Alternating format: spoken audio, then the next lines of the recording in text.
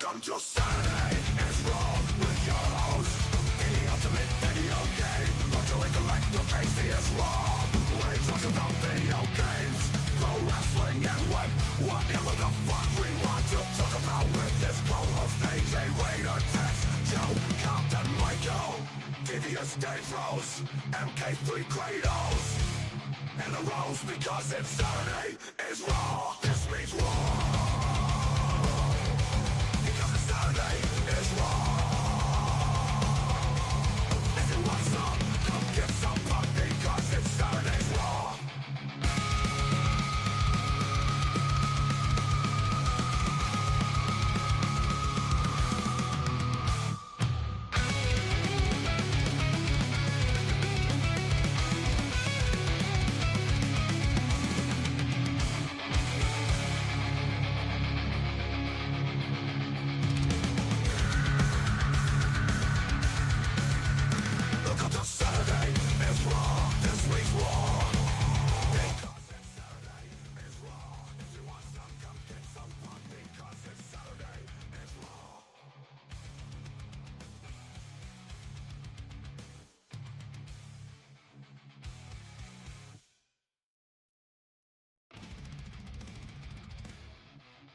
Saturday is Raw. Yeah, Raw energy. Let's get it. Time to crack one open.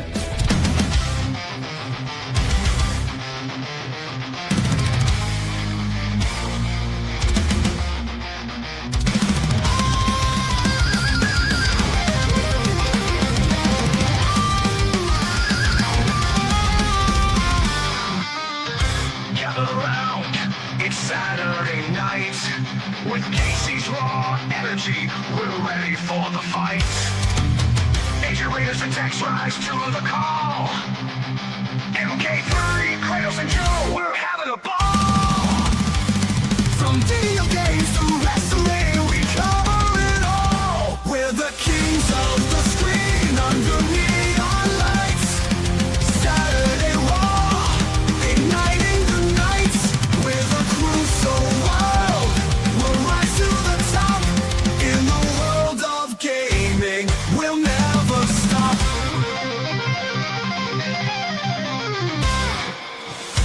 In this chaos, we find our might. We're lost in the shadows, but we're alright. Discussing world news, no fear, no shame. With laughter and stories, fueling the game. Join the madness as we break down the walls. We're the kings of the screen under neon lights. Saturday Raw, igniting the nights with a crew so wild. We'll rise to the top in the world of gaming. We'll never stop.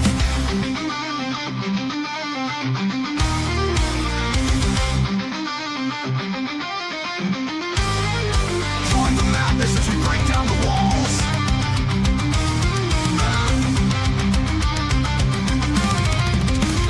We're the kings of the screen under neon lights. Saturday Raw, igniting the nights with a crew so wild. We'll rise to the top in the world of gaming. We'll never stop. So tune in now, don't miss a beat. With Saturday Raw, we bring the heat.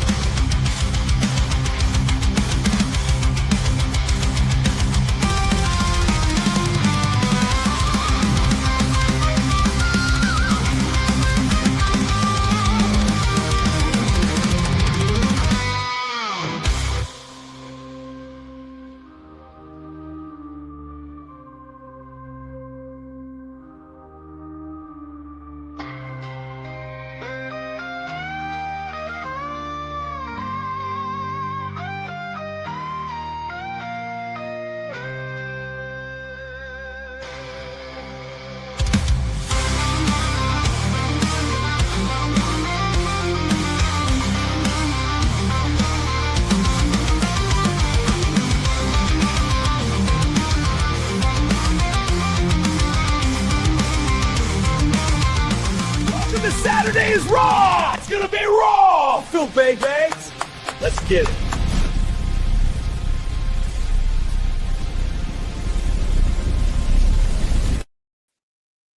What up, guys? My name is Casey's Raw, and we got MK3 Kratos. Tonight is NXT Stand and Deliver, and they actually had a pre-show match that I didn't think of they would do because WWE doesn't do pre-show matches, but NXT does. So, and I was just running a little late. We do have two people on in the chat. It says Joe Compton, and you got V Bucks as Raw. So, how you doing today, Kratos? I don't know if Kratos is around, but while we're waiting for Kratos to start, they actually did have the pre-show match just done. Let me go ahead and bring up the Wikipedia page.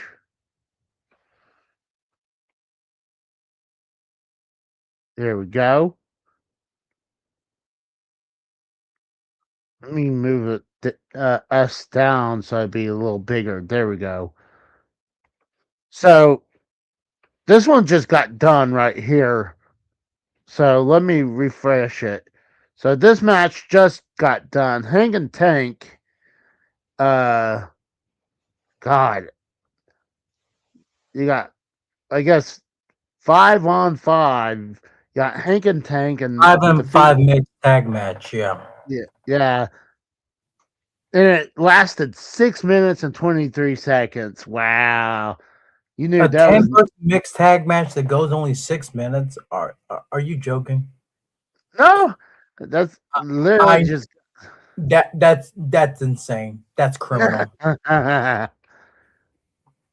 So some of this stuff I'm not gonna know who some of these people are. Like, I hate to say this, the Vanity Project. I never heard of them, but they're going I've heard of them. against Los Americanos because for the NXT Tag Team Championships.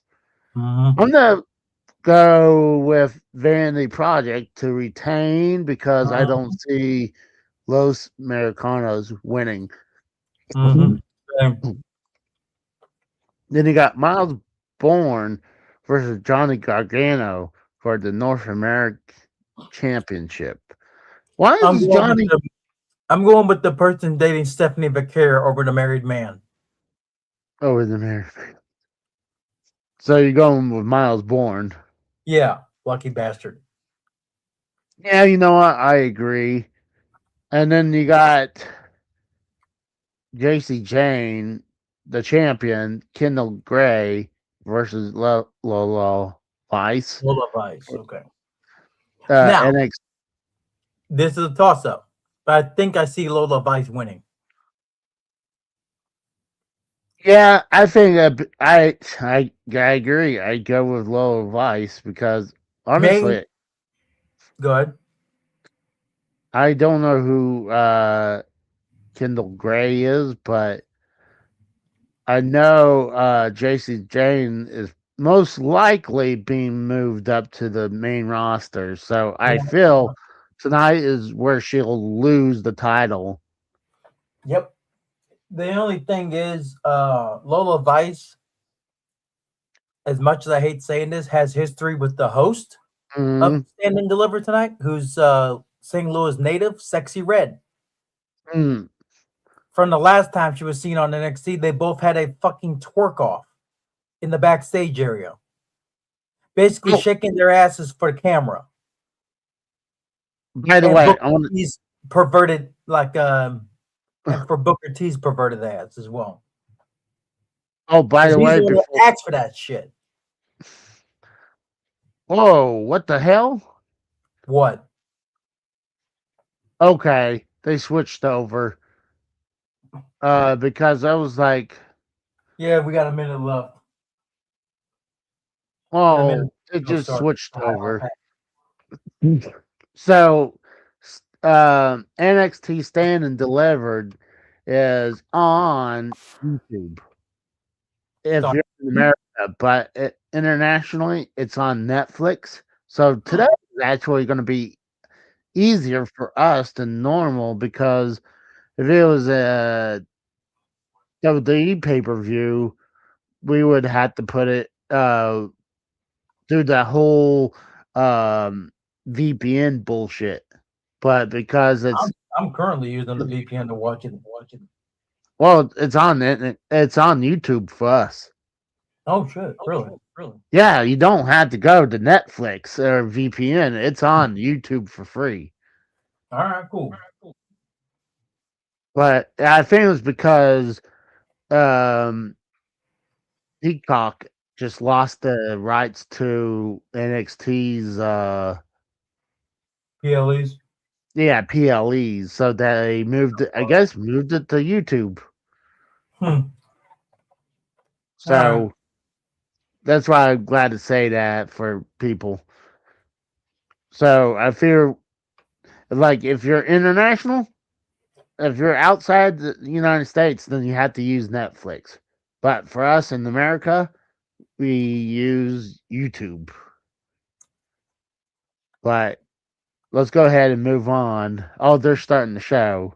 But we got Soroka versus Zarya.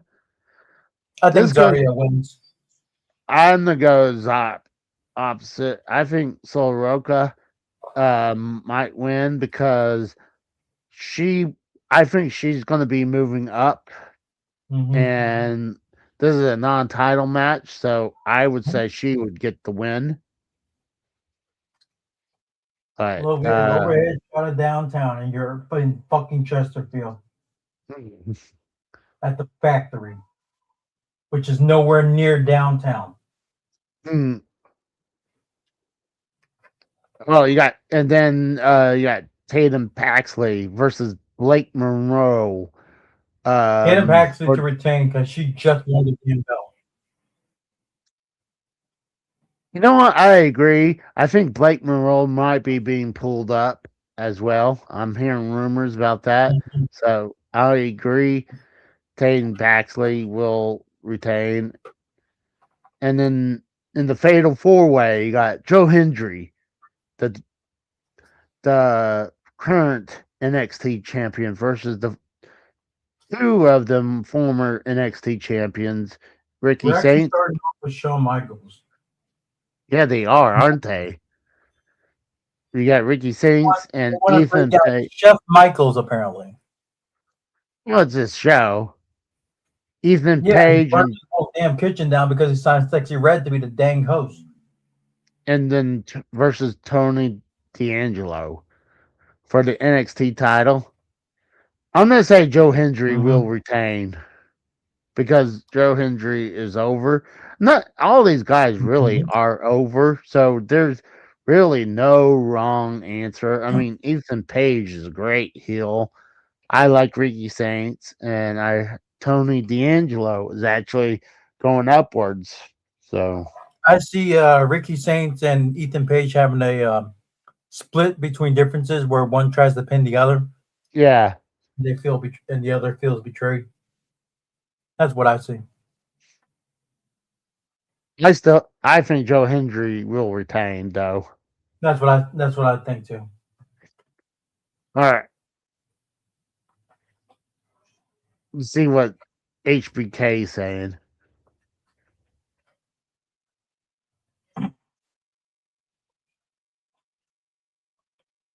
A whole new level. Let me get another new era, this time for NXT. We can remove that now. Oh no. Who? Who the fuck is Sexy Red? She was on the NXT show where she twerked with Lola Vice a year and a half ago. Oh. A request by Booker T, who all but demanded both women have a twerk off. Oh, I just brought this up. The prediction. oh, sorry. Like I said, he's burnt. He's not cooking anything. He's burning the kitchen down to the ground, along with the restaurant.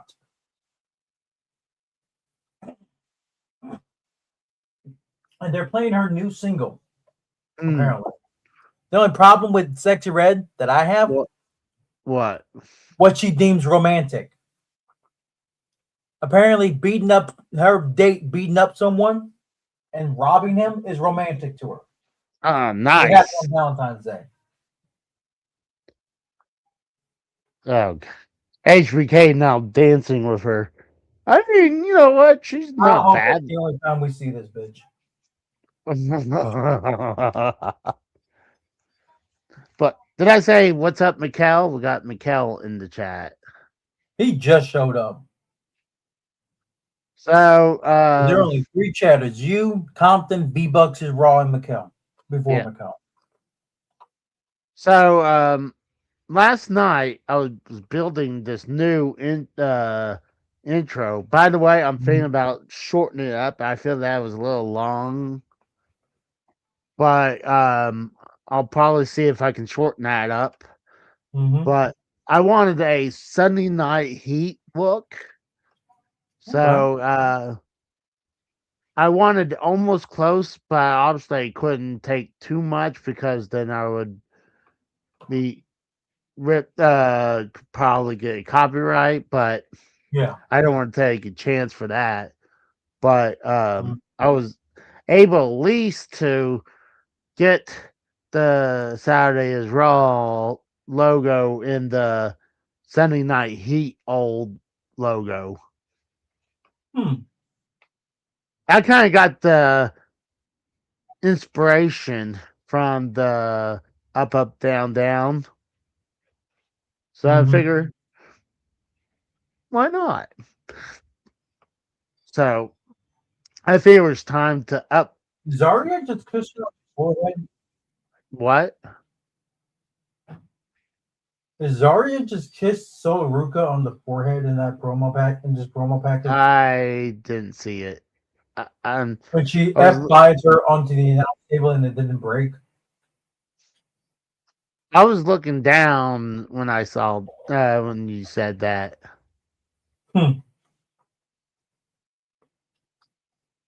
So we might have Mr. Pico coming by tonight.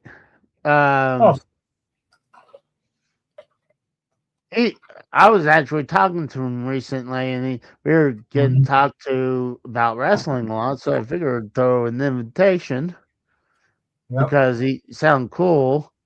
But I was thinking, I was talking to AJ Raiders, and I'm on the fence about doing this, changing it back to Friday nights. But the only reason I would say it's hard for me to do that and stay on it is that there's some days, like last night, I could have done it, but I wasn't sure if I was going to have the energy. But I was up until like 2:30 last night, so could have done it. So because we have so many other people on the like we have Ken doing his show on Saturdays. We have Cronin doing his show on Saturdays. So I feel like Friday is a little bit more open. So, and honestly, it's hard to get someone to come and do the show with me. That's another reason why the show, like, one, we don't have a lot of topics to talk about. Yeah. But most sometimes topics we cover are also covered on Less Than Serious as well. Yeah. So Roka. Zarya is not bad looking either. She's pretty busty, yeah. Not gonna lie. But dang, you know what's funny? That's Kendall Gray. She looks like a Bianca Belair wannabe. Yeah,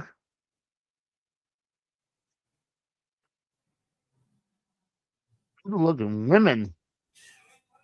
Hmm. So one of the things what's funny, I use Grok to Mhm. I would put pictures into Grok and have them try to have them come to life.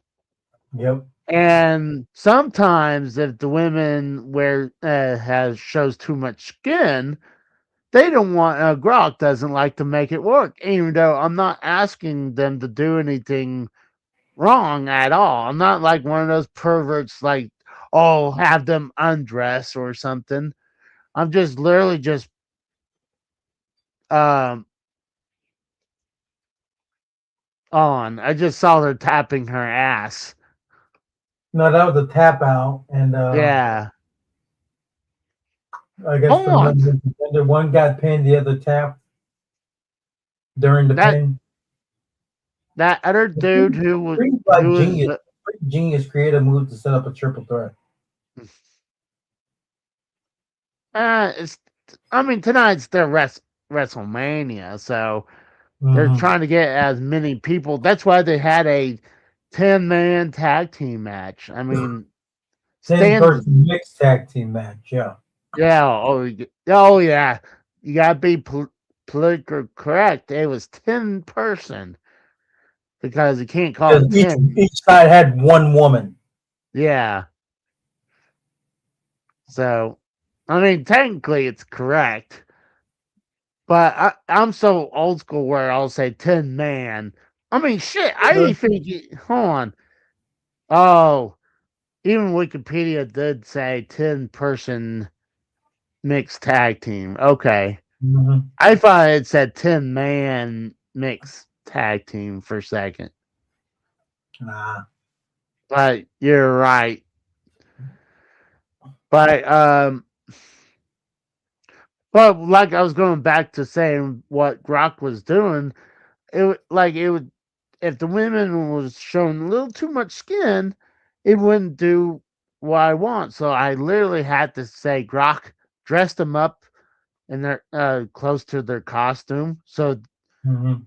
right after that, then I'll be like, all right, now do like a stare down, you know? Yeah. So Kendall So Gray's from Evolve.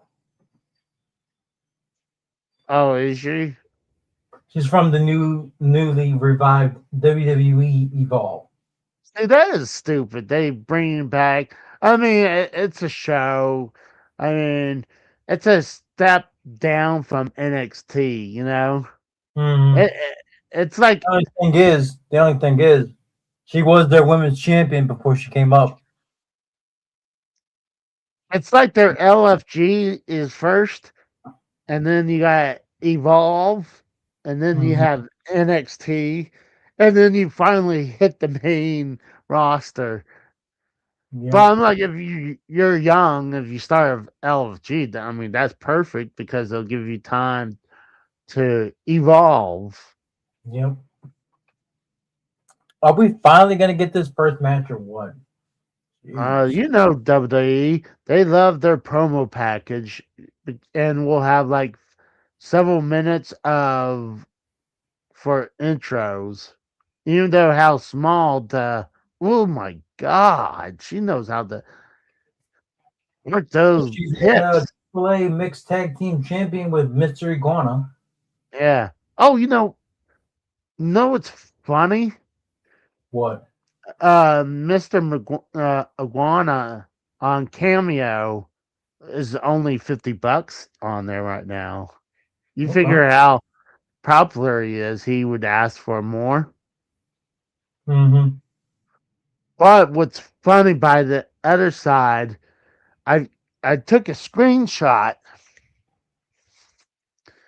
Damn it. Where the fuck is my phone at?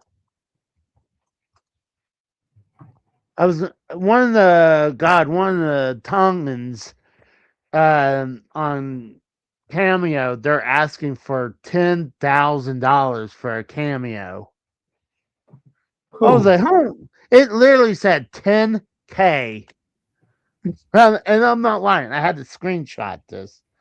So I'll have to send this picture to myself. So it'll take me a second, but I just can't believe they still have the stupid speed belt. Here comes the NXT Women's Champion. The person I'm sure. who pinned Stephanie Becerra to win that title, to the shock of everyone.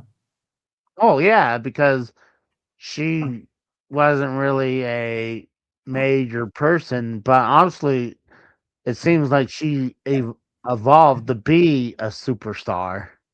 Mm-hmm. It looks like she has like earrings in her hair. That's what it Yeah. looks like. It looks like she got pierced earrings all up in her hair. Mm-hmm. You see what I'm talking about? Yeah, yeah. Heck, I can't wait to show this. I'm a little. If I'm seeming like I'm a little off, I mean, I told Kratos I just literally took a nap, and I Mm-hmm.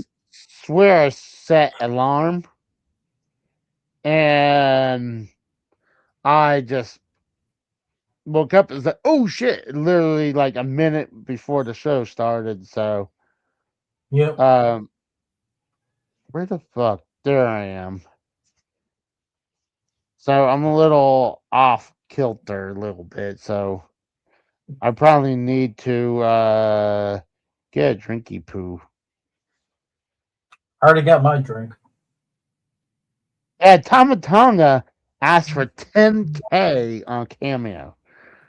So Tama fucking Tonga? You've been off TV how long? You want to ask for 10 grand? yeah, you believe this for Cameo? Like that, I think that's gotta be him. Either he doesn't want to do it, or that's gotta be a mistake. Either that or he priced it that high to begin with. Oh, Let's see. thank Christ. Thank What? God. It finally happened. It's finally over. What? What's Mercedes finally? Moné had to vacate the APAC Wrestling Women's Championship after the promotion said they were unable to fly her to Malaysia and refused to allow her to defend the belt So she was stripped. in other promotions. She now has no titles. Yep, and I wouldn't even consider the Owen Hart belt because you don't defend that belt. It's just a trophy piece. Mm-hmm. So here it is. I had to send it to my ex so I could send it to myself on here.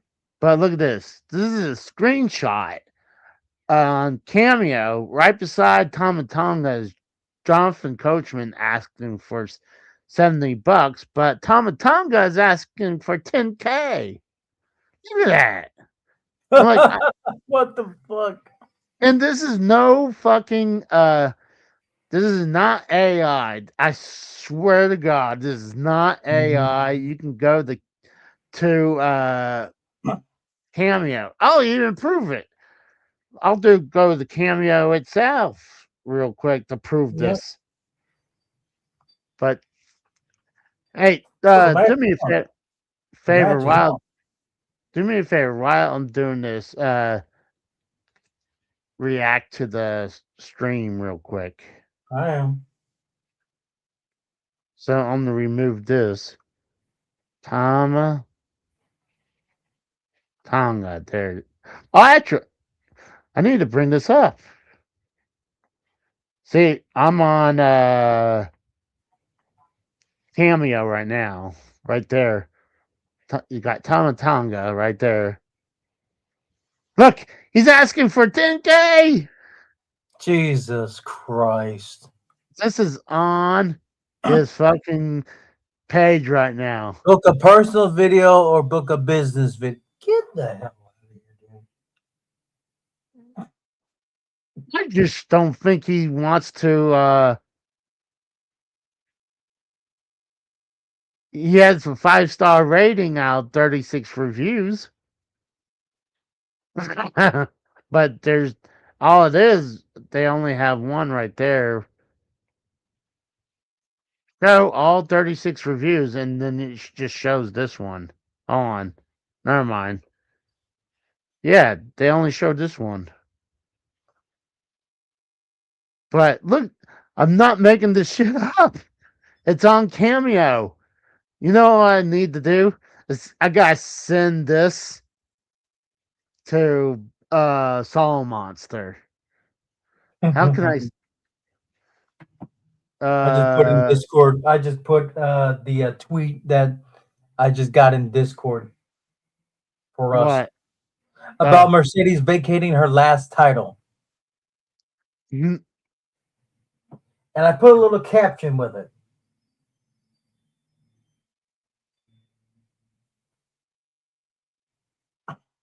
share this.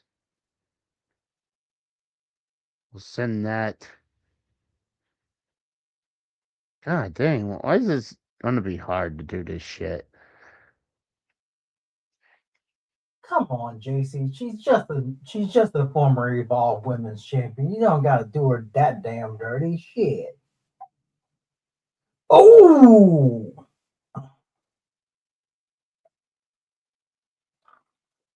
I just want to share this. Actually, just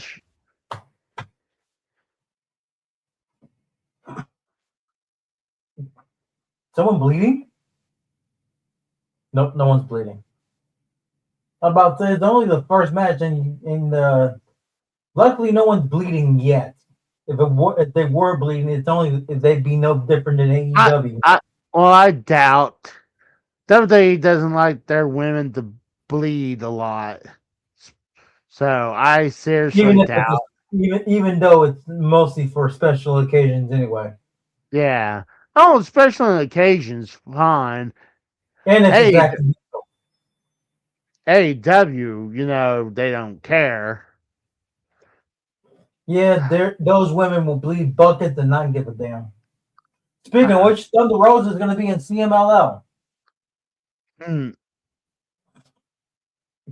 Oh, guess who wrestled Willow Nightingale for the TBS title on Collision Thursday night? What? Hikaru Shida. Guess when her last match before Thursday was? When? A Random Dynamite almost 2 years ago. You know what? Screw Hikaru Shida, a former women's world champion for that company. And she's been streaming on her YouTube channel for almost 2 years before getting an open challenge, for taking an open challenge L to a fat slob like Willow Nightingale. Ooh.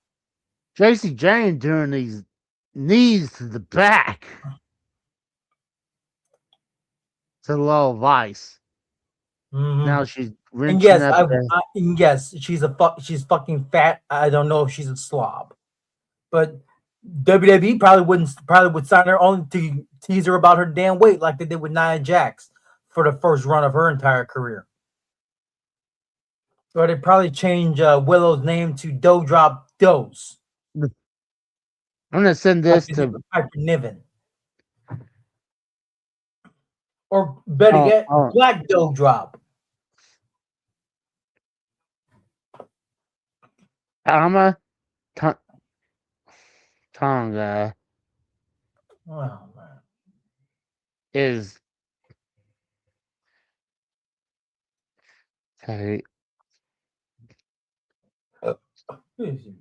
on Cameo. That was a horrible pin. That was a horrible pin by Lola Vice. Oh, I'm gonna send this also to JD from New York. I saw this. I was looking around. I was actually curious because Tag them both. Tag them both in the same tweet. Tag them both. I mean, I'm gonna go just do them separate. But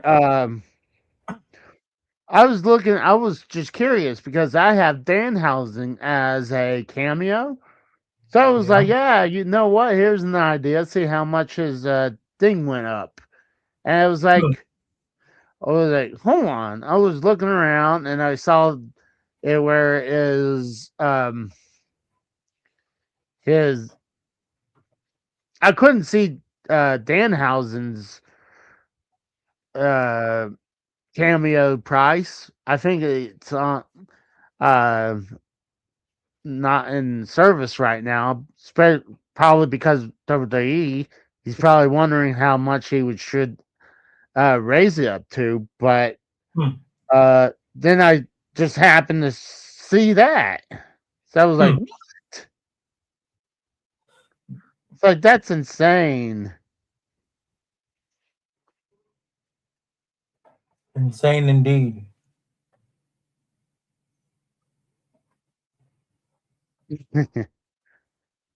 Tonga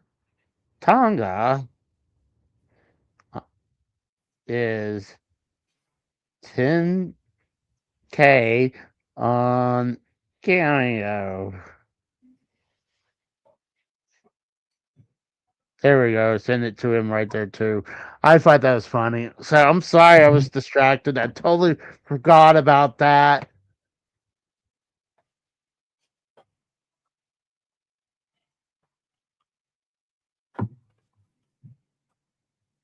So I assume the other woman in the red is God, what's her name? Kendall Gray? Yeah. Red, black, and white. Yeah, that's Yeah. No, I think Little Vice will win it. I think it's possible for both of them being moved up, but I'm pretty sure what I'm hearing that JC Jane is getting ready to be moved up. So I feel like she'll definitely lose the belt. Yep. Either or to Kendall Gray or Lola Tower Vice. of Doom spot. Oh, nice! That was a nice, like, huge suplex power bomb. They call it the Tower of Doom spot, which is insanely overused at this point. Every multi-man or woman match has that spot in some way, shape, or form. That's okay. It They're gets, just it trying. gets boring after seeing it so many times. Just saying, to me, it gets boring after a while.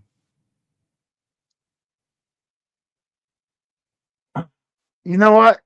I figure we don't have a lot of people around. Let's just for kicks. Let's throw in the link in the chats. All right. We'll see. We'll do an open call.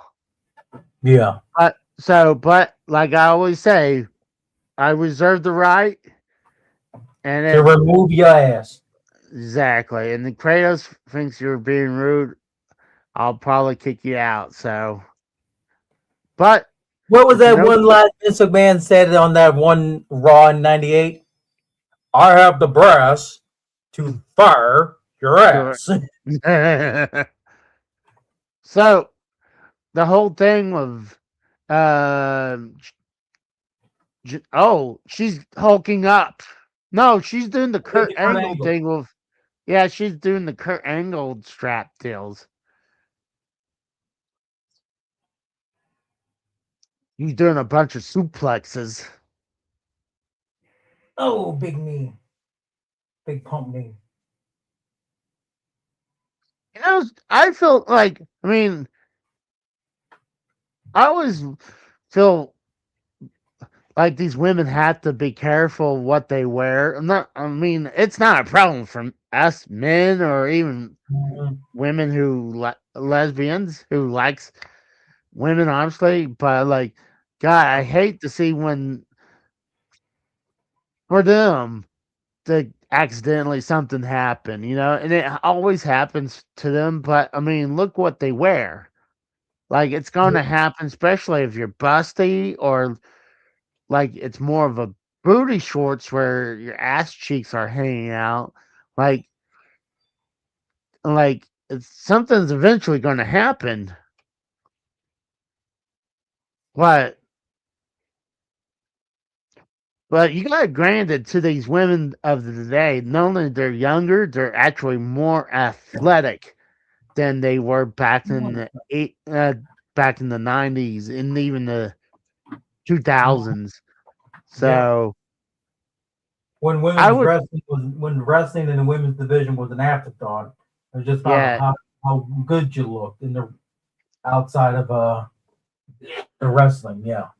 well, it was considered a joke because I mean, when Harvey Whippleman became a women's champion, like they didn't care. They really didn't care. The only reason they sad? When you think about it, Harvey Whippleman once managed a women's champion. yeah. Well, Bertha Faye, who was his on-screen trailer park girlfriend, but the rest of the world would know her as either Rhonda Singh or Monster Ripper. Same woman. Rhonda Singh of WCW and Monster Ripper of like Japan and Mexico. No, my original alarm to get up if I wanted to take a nap and get ready for. Yeah, lights did. Wait, the lights aren't going out. No, I think it's. Someone's got a sign. Someone has a sign somewhere. It's something with the production. If it's a sign, then they need to just get rid of the sign, quit blacking it out. But unless it's someone having like a nip slip, which I doubt. That's a great point. It would explain why they had to cut to the hard cam. That's a great point. That's what I'm saying. I mean, I'm not complaining. I can guarantee you it is a nip slip on JC Jane because like she just adjusted her top. Oh, really? She's just laying on her side adjusting her top. See, that's what I was saying. Is like I feel bad for them, but I'm like, honestly, for a man, I'd be like, oh, I see a tit, or I see a pussy lips, like. But I feel bad for them because their areas got exposed. Yeah. But I think you're right. I think you're right. I think something did happen. That makes more sense because it clears up just fine. I seriously think JC Jane may have had a nip slip on the when she was trying to reach for the ropes. And then when she got pulled back, then they switched. Yep, she's got a nip slip. She's definitely nip slip promotion. They did it again. Yep, yeah. She definitely has the titty loose. She definitely has the titty loose. See? But again, it's her right tit. It's her right tit. Oh yeah, that's what's happening. Yep, you're right. It's her right tit. It's loose. See, the camera's not even showing her chest. Oh, I see in the chat says it's because I see in the chat on NXT someone said the same thing. Nip slip is causing it. So why they're rushing to this brawl on the outside, more than likely. You caught that pretty. I mean, when she laid on her side, it's kind of obvious. When she's laying on her side. It made. No, I'm just saying, even before that, you were brought up a great point. So, but what sucks, it does stop your enjoyment of what's happening. Every time it cuts to black, yeah. Yeah. Because either you assume something's wrong with the feed or like they have a black the lights went out, but no, it's because they're censoring. Ooh, that was close. Oh wow, Low Vice, powered up. Oh wow, that's a lot of strength. Oh my god, I think Low Vice is gonna win. Yeah, I agree. Holy, we were right. It. 1, 2, 3. Right. You're right. Low Vice. We were both right. Both picked Lola. Yep. But yeah, that's gonna piss off a lot of people on the replay because that many nip slips and no one and she doesn't even realize it. Mm. Oh, I'm sure First she thing will. first, she needs the new seamstress for Mm. her gear. A lot of times what they do is that they have uh double stick tape on their Even costume. But still, even still, when she rolled over for a pin and cut the black. Come on. She was rolling over for an arm pin and it cut the black. That's insane. Even the when she thing, readjusted her top, it still fell out. It still fell out of the top. I think Duke didn't like it. I was doing the pin count on my Mhm. knee. I think if I was mad, but like even when I Probably get not mad for at trying to call either him. Duke James Cloud, crying. Jesse Jane was even just crying. well, because she's being moved up. Well, she just lost her title. That's why she's crying. But Mhm. that's why I called it is because it was most likely she's being moved up. God, looks like they just ironed those fucking parts of their shirt on that T-shirt, doesn't it? Yeah, and we're starting. I. And this match is the tag team title match. It's so sad that was it Mustache Mountain has to be under a mask because No, that's British Strong Style. Mustache oh Mountain was yeah, a yeah, except British, big. yeah. Too bad that they had to be hiding behind a fucking mask. Yep. And now they're back on NXT for the show. Like a lot of these guys going back down. Like they're taking spots away from the NXT people for their main event show. Yep. You also have to remember Los Americanos are also used on AAA as well. So they're used on at best 4 shows a week, or at They're most doing 4 shows a week. They're doing. We'll be right back. Little screen. Yeah, I got the same thing. Hey, look, we got the new women's champion Lil Vice on camera. Back in a minute 30 seconds. Give me a fucking break. Gosh, what's this called? Freaking Brian Pillman Jr. Lexus Mhm. King. He's been down there for a while. I'm wondering Yeah. how long he's gonna be moved up. Mhm. I think Dukas needs to be walked real quick. So, if you want to take over real quick, or you want to take a quick break. Let's take a quick break for now. All right, we'll Not be like right. anyone's here to watch us anyway. Everyone's Oh, got their don't. own watch parties going on. That's true. But we'll be right back,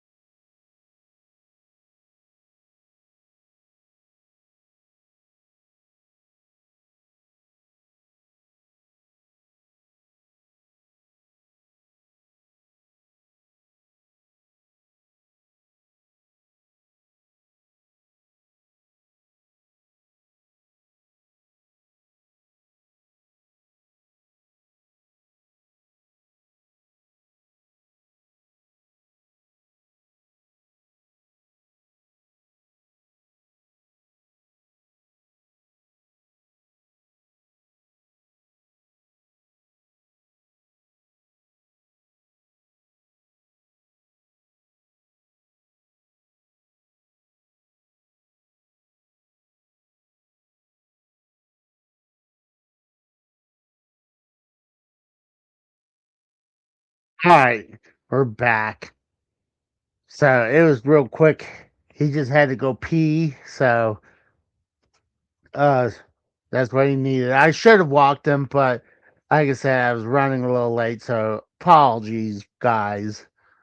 You got Los Americanos in the ring right now. And I'm not gonna know who is who because God forbid they just like separate who they are. I mean, obviously the taller one is, oh God, the smaller one is Pete Dunne. Well, God, who's the other guy who was a former NXT UK champion? Trying to think what's his name, but he was like the strong UK strong style. But here comes the Vandy Project. The Vanity Project. Bunch of shock jock wannabes at this point. That's what I consider them. Shock jock wannabes. I'm not gonna lie, I don't see these guys moving up. I mean, what They came from Evolve as well. they look generic. They look like the generic muscular, like white boy frat party. They've only been tag team champions for 39 days. Yeah. 38 days. First career NXT PLE match as a team. That's sad. That's what. Yeah. Well, it's not really sad for them because, like I said, this is their WrestleMania for NXT. But I don't see the Americanos winning the NXT tag team belts because they're on Raw. Like, I, yeah, I don't see them getting it. They should win because they're on the main roster. And obviously they're the better team. Because was it Pete Dunne and who's the other guy under the mask? It's like Tyler something. I have to look that up real quick.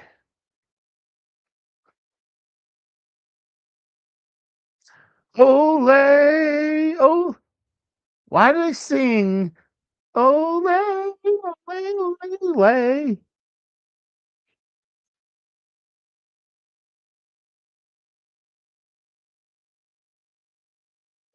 You got Bravo. At least they got their names on their ass. He reacted because he hit his leg, and then they finally crotch shot him with the ring post. Hey, what's up, Mr. Pico? Mikkel should win the NXT title. Pico, I did send you the link, but if you want to join, I'll put the link back in. Actually, the link is still in the chat, but I'll post it again if you want to join.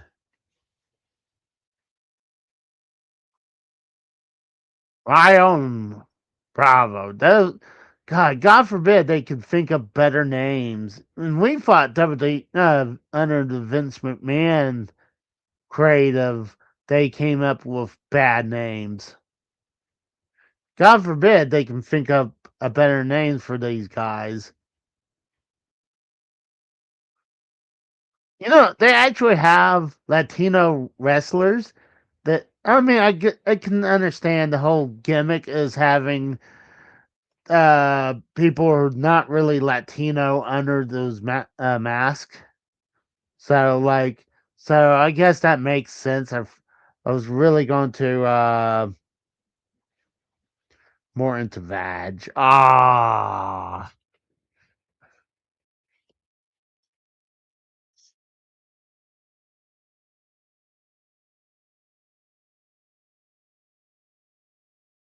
Well, right now you're not really missing much. The show's been kind of like blah. I mean, when you have a 10-man or 10-person tag team match that lasts just over 6 minutes, that's not good.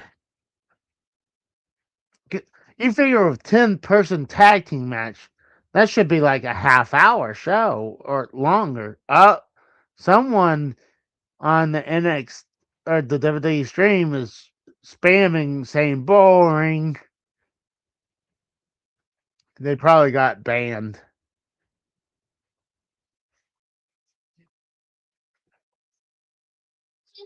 I don't know about that. I mean, is it the greatest nowadays? No.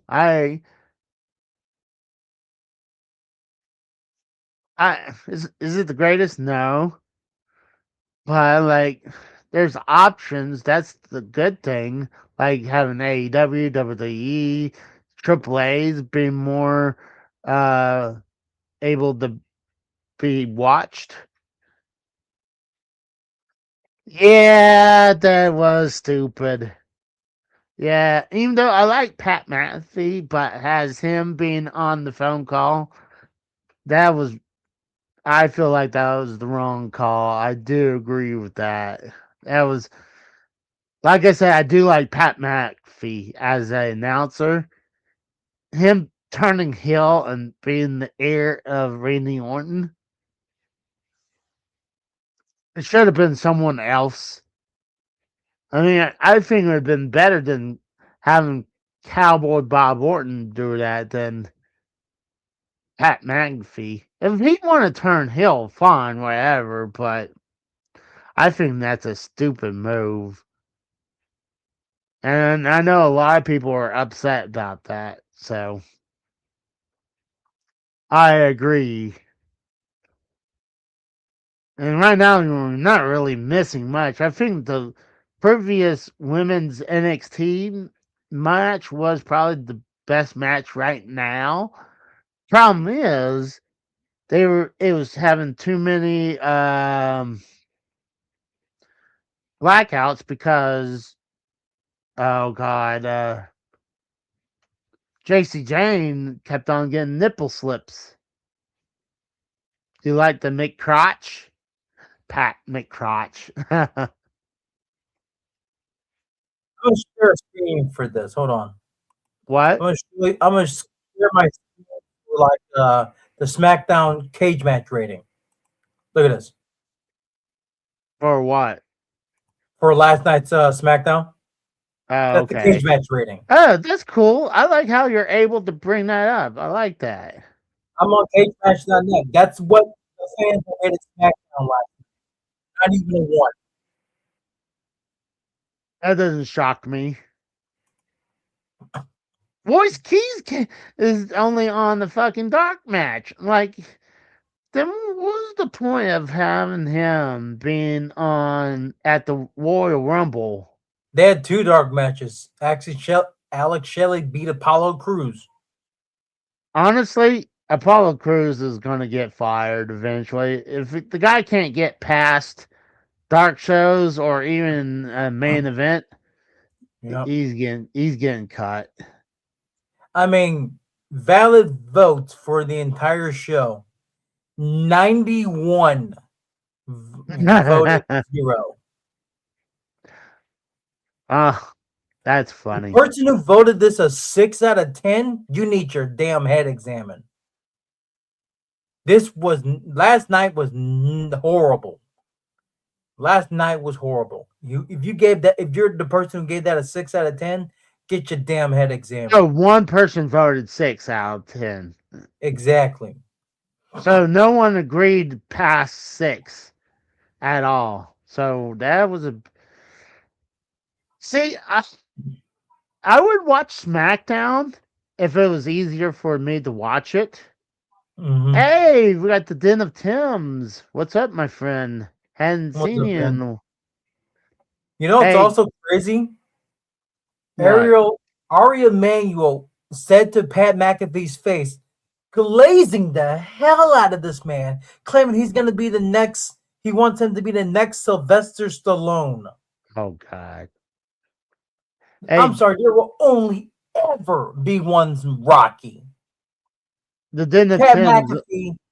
McAfee, doesn't never had to give away his dog to keep his movie career going like Sylvester Stallone did. Pat McAfee never starred in porn like Sylvester Stallone did to start his acting career. On. Yeah, you're welcome to join the Den of Tim.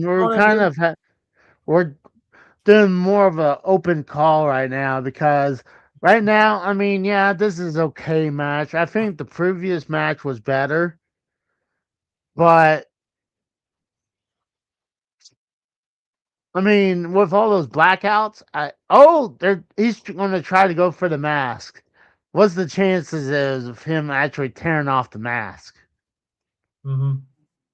If they do that, you have to kill his character off. Yep. You know? Mm-hmm.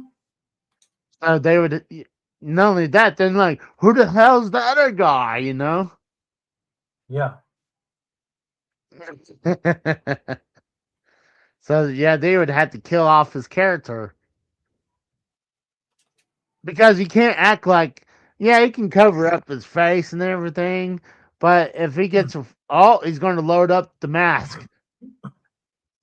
Not only he's going to load up the mask, he gave him, Americano gave him a little pat on the head, like a dog. Yep. Oh, a kick and a knee to the head, and like that looks like their finisher. 1, 2. Oh, I don't know who's who between those the Americanos. Yes, I was thinking that same thing when he loads up the mask. Wouldn't he hurt himself too? I mean, it's not like one guy realized he loaded up the mask, so he took the piece and he's going to put it in his trunks. Mm-hmm. But I was thinking that too. That's a great point because I was like, that would hurt him too. Yep. I like hold on, like when someone does a diving headbutt and they get hurt, it was like hold on, wouldn't they get hurt too? Because they're button heads. Like it's not like when you do a headbutt that you're gonna be not feeling it as well. So when you got a metal plate, you're gonna feel it too.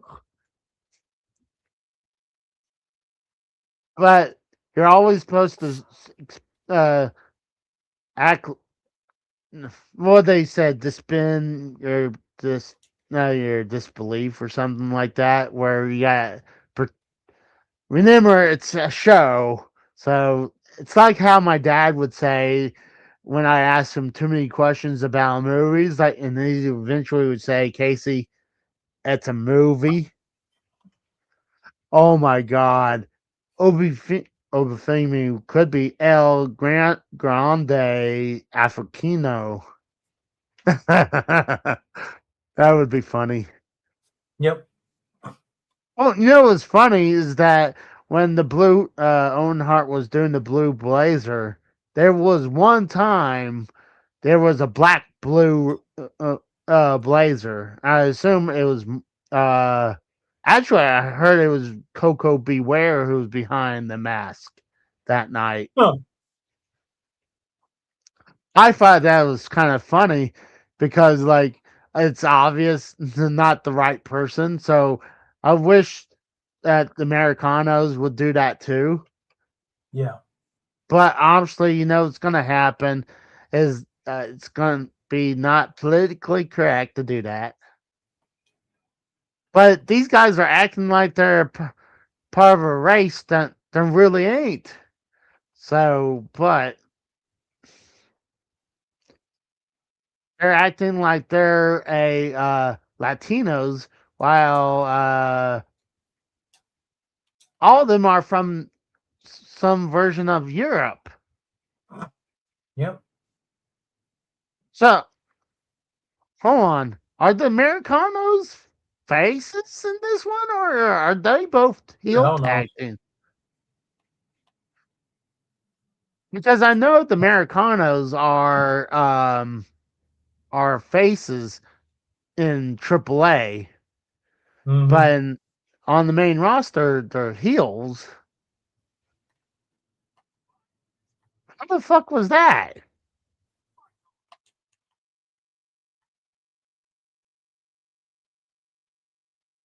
Ooh, match was not bad. I still preferred the women's match, but we called this one as 2.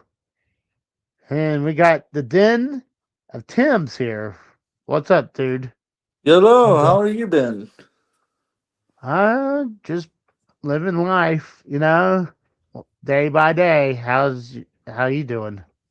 I've been doing all right. Just been insanely busy. I would say a lot of times for me too, like with work and everything. But after that is like come home and relax and do my thing, Mm-hmm. But are you watching this right now? The NXT Stand and Deliver? Oh no, I haven't watched the WWE thing since Brock Lesnar and what's his name started their feud for WrestleMania. Oh, with You haven't Femi? watched Mania 20? So it's been a while. Like, Yeah, well, it's right? been. I kind of fell out of favor after I think it was Survivor Series. Yeah, it was Survivor Series. Oh, you're not missing much right now because, like, it's bad when a 10-person tag team match only lasted 6 minutes on the pre-show. Because, yeah, Bruh, bruh. Yep. That would have Yep. been a fucking main event back in the 80s and 90s, and they got that for a fucking pre show? Really? yeah. Bruh. Well, see, I think they had to hurry because once this match was over, the main show started. Like, hold on. If it was like you had less than 10 minutes to do the fucking match, then why don't you, I don't know, maybe put the fucking match on the show and so you can have a longer match. But like when you only have like it was less than 7 minutes, I meant. But I was like, so that means each person had at least less than a minute to do something in the. But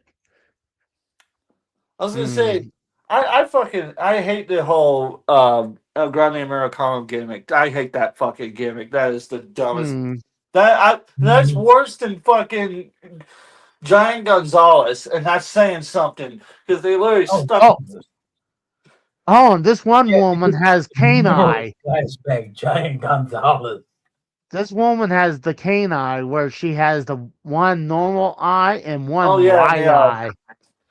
So apparently she got hit by a flaming ball of fire because I mean that's the only way you can get a wide eye like that. Mm-hmm. Well, that don't make any. Well, that don't make any kind of sense whatsoever. That makes no sense. Because he has pink eye. Jesus Christ. Luckily, I never got that. I mean, God, I don't know what happened recently. Like, I got new contacts, and it probably is the solution, but oh my God, there was one day I was having my eyes were irritated the rest of the night. Yeah, I my was, mother has to wear certain kinds of contacts, otherwise, it causes like even worse blurry vision than what she already has. oh I yeah.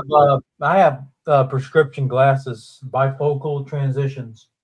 Ooh, I feel bad for you. Oh, I mean, then I'm like nearsighted anyway, so I don't have astigmatism, but I'm just nearsighted. Right. But the transitions turns my glasses into sunglasses during the blazing bright sunshine. Ooh. Ooh. Oh, by the way, you're here. I was telling MK3 Kratos about this. I had a cameo from Danhausen before he was signed with WWE. So I was just curious. I wanted to see how much his cameo went up because WWE likes to price gouge you when they Yes. sign. So I figured look around, see what he's going for. Then I was checking other wrestlers, and I noticed Tomatonga is asking for 10K. He's asking Bruh. for, and this is not, Exactly. yeah, Bruh. this is not AI. I proven earlier. I went to the Cameo website and brought it up. So Oh, proven they this is could. not. They can start with my left butt cheek and work their way around on my right butt cheek. I will never pay that kind of price tag for that. Well, I mean, wait till you hear the price. Wait till you hear the prices that they're charging for just pasta making at Clash in Italy. well, that's Almost TKO, $12,000 to make pasta with a WWE superstar. and they don't even tell you who it is. Oh my god! So, Exactly. Watch it be some like D-string guy that nobody actually knows or unfortunately cares about. Now, I said this. I said this in the super chat in JD stream. I think Casey saw this on Tuesday Night Titans when I donated it. I said for 12K, I better be wined, dined, and have Stephanie Becerra on my face to make pasta in that freaking town or country for Clash in Italy. But I like said 12, all that in the super chat because it wouldn't let me say have her feed me the pasta wearing only a thong. no. That's what I initially wanted to say. I'm just gonna say that honestly, for like $12,000 would not only buy all my recording equipment twice over, I actually could rent like 3 full days in a really nice studio and record whatever the hell I felt like recording. Oh, by the way, Dude, the starting prices for the elite package for Mania for both nights, Oh god, starting price tag almost $40,000 $40,000 fucking grand for that. just to spend a full week at Mania with line cuts from the superstore and all this crap. But then you have to still pay another extra $8,500 to get hard camera seating at the Hall of Fame and a private meet and greet with AJ Styles and Stephanie McMahon. That's a price compared to You know what's even funnier? You want to know what's even funnier? AJ What? Styles doesn't live too far from where I'm at. look at this. So I got on the website on the screen right now. This is Cameo. You can see he's asking for $9,999 for a personal video. Book a business video for $1 more. What fucking business video? What possible business video would you ever book? Wait a minute. Hold the damn phone. What the fuck? And then look at this. He has 9 videos left at this price. So hurry up because you have a chance to pay him 10 grand for probably a 30 second to maybe a minute cameo, you know? So, and here's the thing. He has 36 5-star ratings. So, I don't know if he just wait. So if you think about it, so 36 people paid for that, right? What? no. Well, his price, the prices go up and down. So I'm thinking that he probably meant they put that up just to not be bothered right now, Or or it's possibly that's it's like an overall rating. That he has an overall rating of this amount of people for his account. overall he has all 5 stars. Look, all 5 stars, 100%. Oh, that's some bullshit. Absolutely perfect. Girlfriend was over the moon. Said it was the perfect birthday gift. Thank you so much. You don't even have to go any further. You can stop right there. Perfect birthday gift.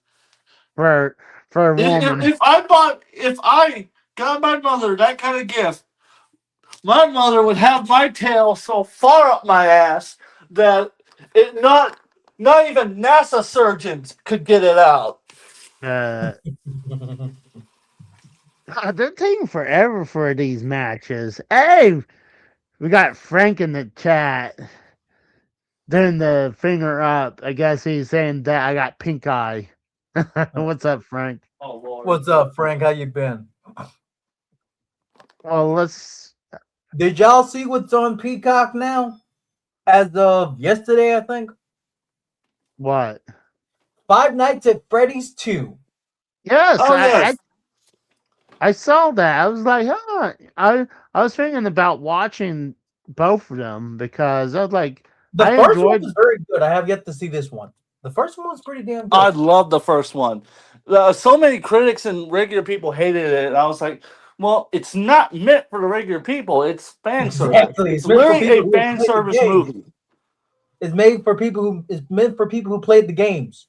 Or followed the storyline from like Mhm. people like Markiplier and Matt Pat and Jacksepticeye. You know, they almost signed Markiplier to play the guard that died in the opening scene. Yes, but at the time he was filming Iron Lung, so he couldn't make the scheduling.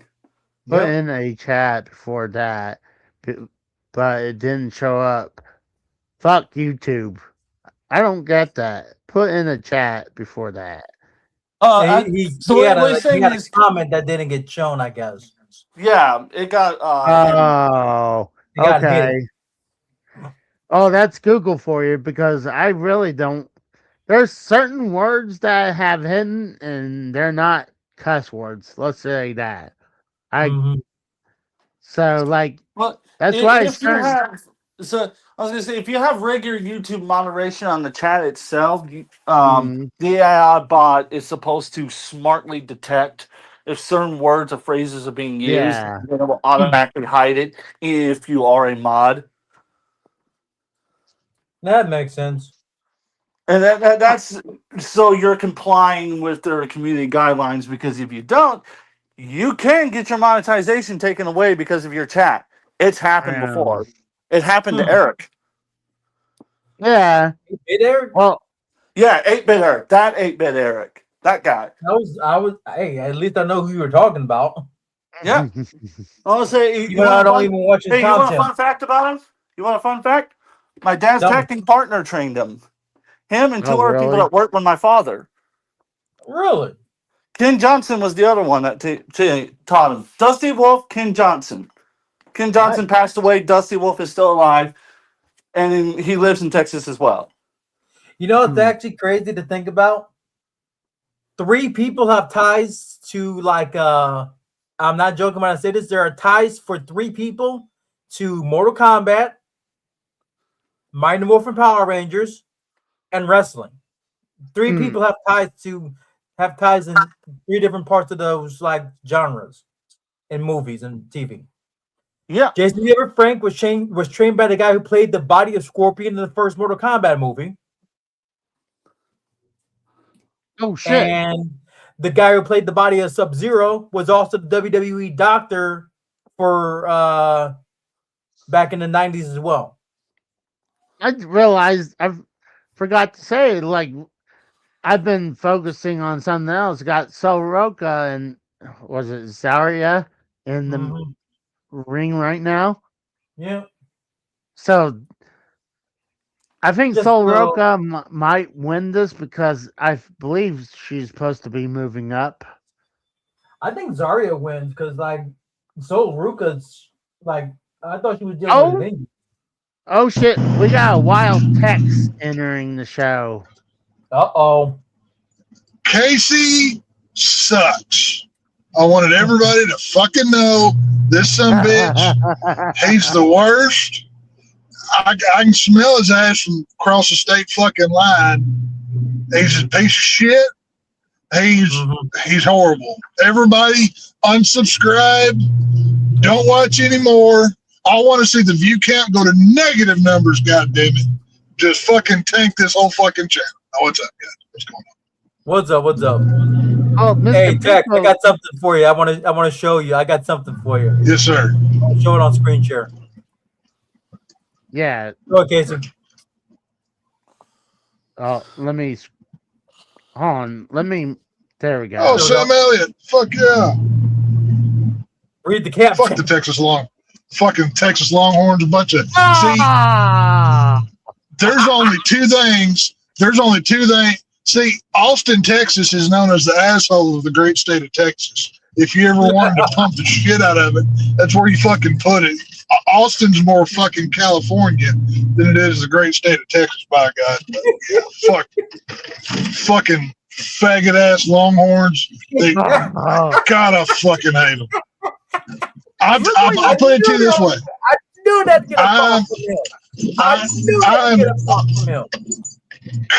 Currently wearing a Texas A&M Aggie maroon t-shirt right now because I bleed maroon, motherfuckers. So saw them motherfuckers off. Fucking assholes.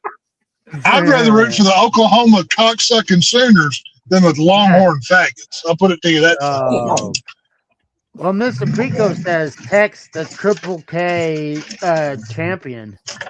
Well, I am known as king of the racist. I mean, now I did give myself that title, but you know, it's always fun. In this life, you have to have a good gimmick. You know what I mean? It's important to have that. So, what's going on, gentlemen? How are we? Are we, all surviving and thriving here, or what? Yep. Surviving, yes. Thriving, I wouldn't exactly say that. Surviving. Oh. Surviving. Oh, Yeah, I've been bouncing between surviving and thriving.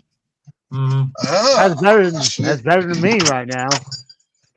Well, But- if life gets any more expensive, I'm going to sell Casey to Epstein Island over there because holy shit.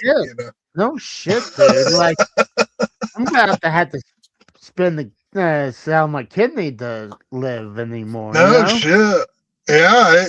Hell, I mean, I don't know what y'all's fuel prices are, but here cheap is like $3.80, and I'm about ready to start doing something stupid, if you know what I'm saying, because this is getting ridiculous. So, like rob a bank? I don't know what you're talking about, Casey. You said that, not me. So. Well, in Minecraft. Wow, that's wild. In Minecraft, of course, yeah. And I see. I'm not dumb enough to incriminate myself on YouTube. You might be, but well, I actually know a few people that are dumber than that, but I don't feel like dealing with them because them idiots already tried doing stupid shit before. That Rogue wearing a thong. Like, that thong is starting to show. Who's wearing a thong? This one chick that's in this fight right now. So Rogue is hot as fuck. If you want to watch the show, it's actually free on YouTube right now. Ruka? Her name is Ruka? Soul Ruka, yeah. Yeah, Soul Ruka. I don't recollect that one. That one's a new one. She's an NXT wrestler. Her finisher is known as the Soul Snatcher. Last time I watched NXT was Killer Cross was on there. That's all I remember. It's been a long time ago. They're live in St. Louis right now, and I did not get tickets for good reason. Or now, if they're in St. Louis, are they? I hope they're wearing their Kevlar, because they might not make it to the parking lot if they're in St. Louis. You ain't wrong there. I mean, personally, they're in Chesterfield. They're only like a 15-minute drive from the venue's only a 15-minute drive from my house. You should drive over there. And be like, hey, I am official press for the Casey is Raw YouTube channel. Give me tickets, and see what they fucking say. Oh, why not? I mean, what's the worst thing you're going to hear? No, get out of here. You're kicked out. Okay, I've been kicked out of nicer places in St. Louis. That's fine. Frank, how you been? We got a while. I'm just curious to see how high Casey's viewership goes now that he's got two classy motherfuckers like me and Tex on here. Well, You should have seen what I've shared on here, screen shared. over on the Superior YouTube channel, The Harsh Truth, where we cover film, and we're just so intelligent. We bring a certain level of clout with us. So Casey, you're welcome. So it's fine. I have to go on my phone and do this. I have this new thing in the background where the shit goes across the LED screen, and I was fucking with it because I got it and I threw it in my work truck because it was delivered like early in the morning. I have to find this damn app now. Nice. I haven't messed with it in a long time. But no, the first message I put on there, program list. Yeah, just because I haven't connected to it yet. Fuck. See, this is me. So is this the updated version of of the chalkboard that you had back in the derailed days? Is that what this is, or what? Yeah, actually, my clapboard's sitting right there in a pile of shit. But and that's what it was supposed to say. Does it say it now? Yes, it does. In fact, say Casey eats farts. No, not me. I was trying to bring you up. Yeah, we definitely don't need to see a clear picture of Casey. We don't need that.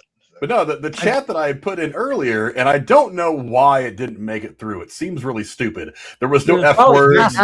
There was no bad words. There was no nothing on there. But all it said was Casey has pink eye because he lets Tex set his dirty butthole on his face.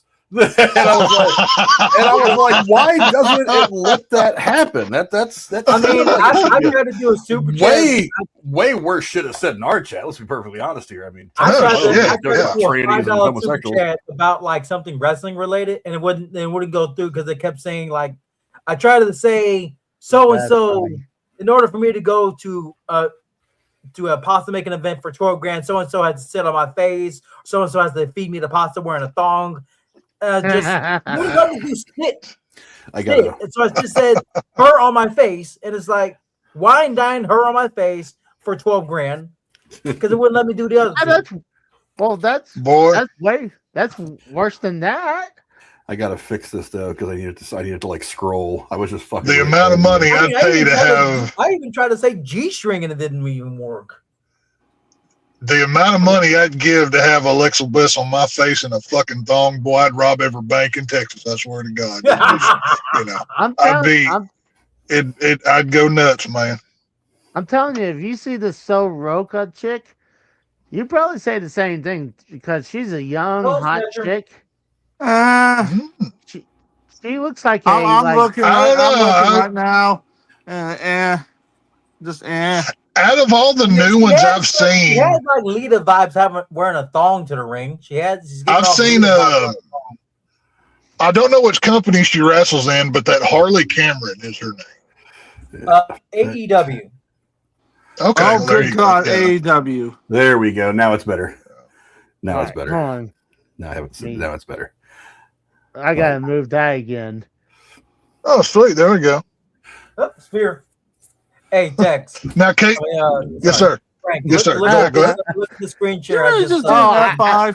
She really just did an F5. That's great. Oh, now they're stealing. It says Casey eats Texas farts like Sonic Top. Hey, actually, Casey should be so lucky for the quality beef that I eat. I probably produce pretty good gas. I'll tell you what, he might get healthy. Good beef stew, if you get the reference from the movie. I know what I'm saying. Yeah, he might get some chili every once in a while, but a little Pepto-Bismol will be all right. No worries. So, but no, Casey. Share my screen again for Frank to see. We already know what Tex thought of it. Frank, what do you think it is? I saw it and I immediately said to myself, Tex is not a Longhorns fan; he's an A&M fan. Because I clarified that with him a long time ago. I was like, I'm gonna give him some shit, but I got to make sure I know. I mean, if you read the bottom, that's where. There are. I know. See, I know. I thought. Oh my God, that's terrible. Frank knows this. There are 3 sports teams I hate with a white hot passion. Number 1 is the Texas Longhorns. 2 are the Philadelphia Eagles, and 3 are the Houston Astros. Those three teams Gross. can suck my asshole in public. So that's my stance on it. So it's all good. Bro, I'm watching this and I feel like my brain cells are committing suicide one by one. Well, What? while I'm here with the video game master, Casey, have you seen the Peach movie? I mean, the Super Mario movie. Have you seen this film yet? Super Mario Galaxy. No, I hadn't. Oh, okay. So Eric's did, seen since it, and from what so he's since I've explained- seen it, since I've seen it before Casey, that makes me the video game master now, right? Like, do I take your crown as well? No, you're the movie guy, like with Frank. Like you guys, Right. But technically, I know more than you because I've seen it, so I'm now the master, right? Is that how that works? No. You're just a step ahead of him, that's all. You're just a step ahead of him. Well, we lost one, Casey. Zarya lost. You know, I was thinking. No, I said something- Soroka. Okay, never mind. I lost one then. Yeah, I was thinking That's something around the fucking- Pro Bowl that I wanted to ask Casey, but I didn't get a chance to get to. Oh it my around god, then. that was a terrible head. Right. Someone even But headbutting. I was thinking, I was like, the Pro Bowl, nobody gives a shit anymore. The players don't give a fuck Yeah. anymore. And I got to thinking Right. about it. They need to make Pro Bowl weekend fun again.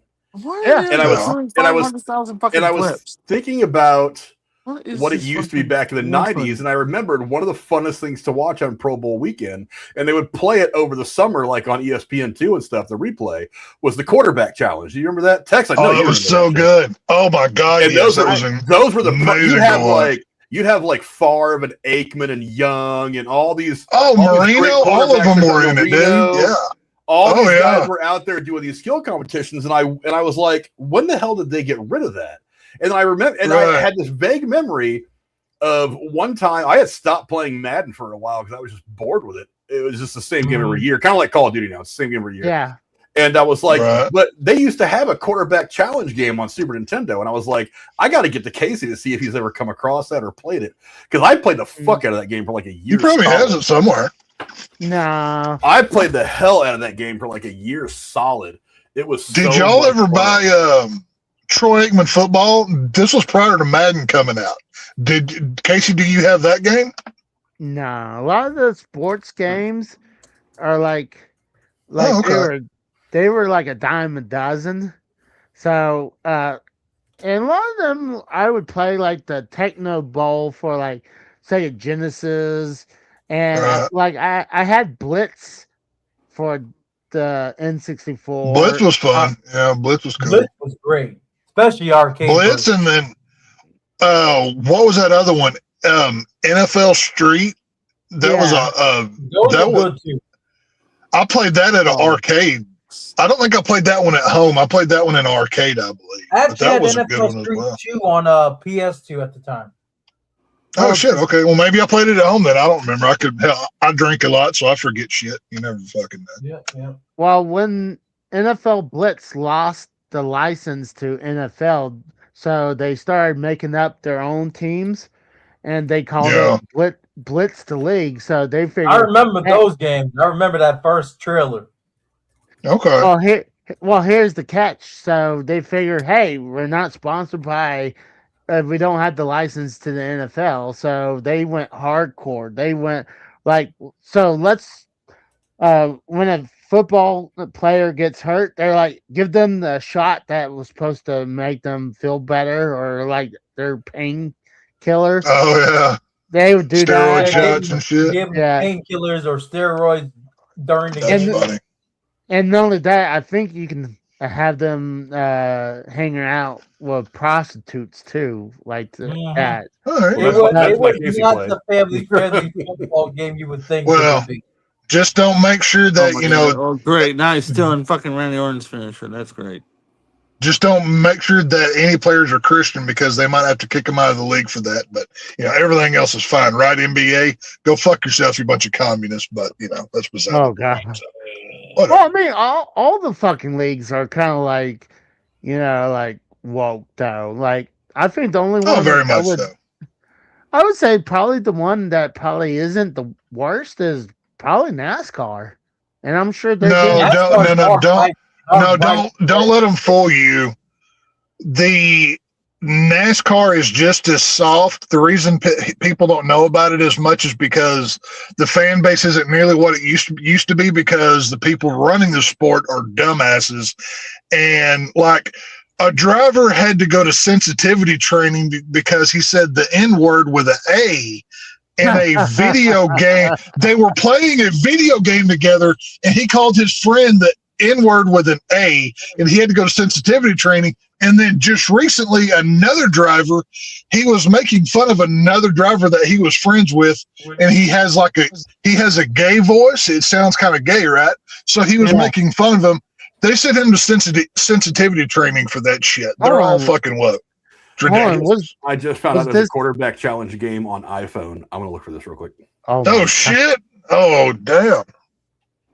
But anyway, NASCAR's just as soft now. Oh, did they do that live, or was that like just a friend on friend? No. Game? That was the guy that did the gay voice. It was for an interview on a YouTube video, and somehow NASCAR saw it, and they said, "Oh, you need to go to sensitivity training," and blah blah blah. They're a bunch of sissies, is all they are anymore. It's absolutely ridiculous. Oh, I remember that whole thing about where someone had found a noose in their that was Bubba Wallace, the only black NASCAR driver that's in the main series. It wasn't a fucking noose. It's the rope that every garage door has to pull down in Daytona is what that was. It wasn't a fucking noose. It was to get some attention on NASCAR and Bubba Wallace because Black Lives Mattered and whatever. It's all it was. It was bullshit. Like, that is so stupid. That's fucking stupid. Go ahead. That is so stupid. What's the name of it, Frank? So we can all look for it. I'm looking for it on. It says it's available on iPhone and iPod and Apple Store. But I'm looking for it by its name. It's NFL licensed NFL quarterback challenge created by Pro App Sports, produced by Autosoft Studios. Is currently available on Apple's iPhone and iPod Touch. Huh. Well, I don't have any Apple products, so if y'all, I don't see it on here anyway. I have an iPhone, and I'm not finding it. What's that other one? Steam Deck? Is that the video game thing? Steam. Ooh, yeah. Steam. Yeah, might be on one of those.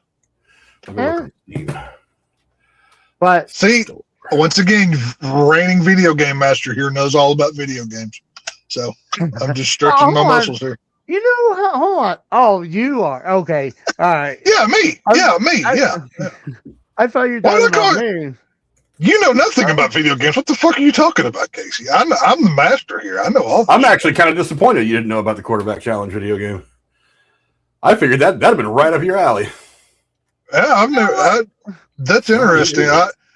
I always loved when they put like the target like in the back of the golf cart back in those 90s quarterback challenges and shit, and you'd have like Steve Young and Dan Marino and Troy Aikman talking shit to each other all on the field at the same time. And God, that was so much fun to watch. I love that shit back in the day. That and the I can't, Frank, you'll know the guy's name as soon as I say it, but I can't remember right now.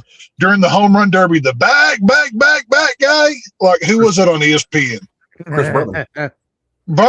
Berman, that's who it was. I loved, especially going back in that fucking Sammy Sosa, Mark McGuire days, where they were just so full of fucking steroids, their ears were about to explode, and they're just smacking dingers over the wall like it's nothing. Like, that was a fun time in sports. That was so much fun. That was so good. Back to the phone. Scan this QR code that Casey's got up there. I'll send him. What do you see? I'll send Casey $10 for pink eye. Or meds. pink eye. Well, if Casey'd get off my ass, he wouldn't get his fucking shit fucked with. You know what I mean? It's his own goddamn fault. Oh my gosh! Yeah, donated $10 for pink eye meds. There you go.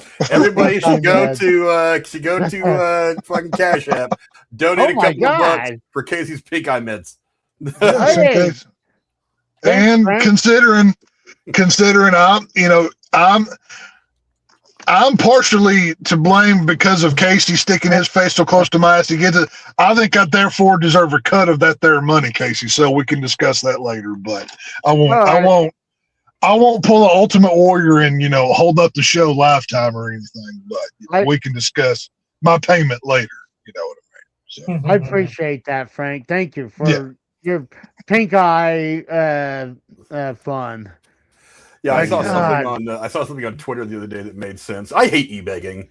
I don't really advertise the donations on my channel because it just feels shitty. I have a job. I work for my money. But who has money to even donate to anything anymore? Shit. Well, no, but I saw this thing on Twitter. You would be fucking surprised at the people that donate. People were donating $1,000. People were donating $1,000 to Joe Cronin just to get Bullfalk banned. So, I know those people too. I know those fucking people. But I saw this thing on Twitter. Goddamn server all the time about it. Like, I saw this thing on Twitter. Go mess with this guy. I saw this thing on Twitter. It said somebody will pay $50 or $60 to support some asshole to buy some asshole's jersey or whatever. And but they won't shoot a $3 super chat to their favorite YouTuber. I'm like, yeah, I know. What the fuck is up with that, right? Played Tex in was it paid Tex in New York Giants gear? Or Pico, I'm telling you right now, I will be in Florida come June, motherfucker. I will come find you, sir. You keep talking shit. June, I'm going. In June, Tex goes back to Orlando. It's going to be Tex Florida Man 2 is what the movie's going to be called. So, Pico, you keep talking that shit, boy. We're going to have to, fist fight and then go have beers. So that's going to have to go. You know what I mean? How do we not have Tex? Was it Tex Man? Like you had the Florida Man. How we can't? Well, don't have you have Florida Man because Florida's sunshine laws. They just tell everybody their shit. If every state had laws like that, you wouldn't have Florida Man. It's just a funny thing. But whatever. So Florida Man started because of a few news articles that started off with Florida Man this, Florida Man that, and the internet being the internet turned it into a giant meme. So that's where that came from. Why are you coming to Florida? I don't have any meth. Sir, do I look like a meth head to you? I am offended. Now, don't ask me about other illicit drugs I may or may not do in the great state of Texas, but meth is not one of them. Thank you very much. And I'm coming to Orlando back to Universal Studios. That's what I'm going for. So, No, I think of Tex. I think he does cocaine. He looks like a cocaine. In my heyday, I may have went skiing a few times, if you know what I'm saying. Wait a minute. Did Casey just say that Tex was a cokehead transgender? Because that's what I heard. No. Well, to be fair, Casey says a lot of things that we don't understand. We just go along with. So, Tex has been doing the, he's been following his health a little closer since he had his brush with death a while back. So now he goes all natural to get his high. He takes a little bit of a cow patty right here in the cheek. The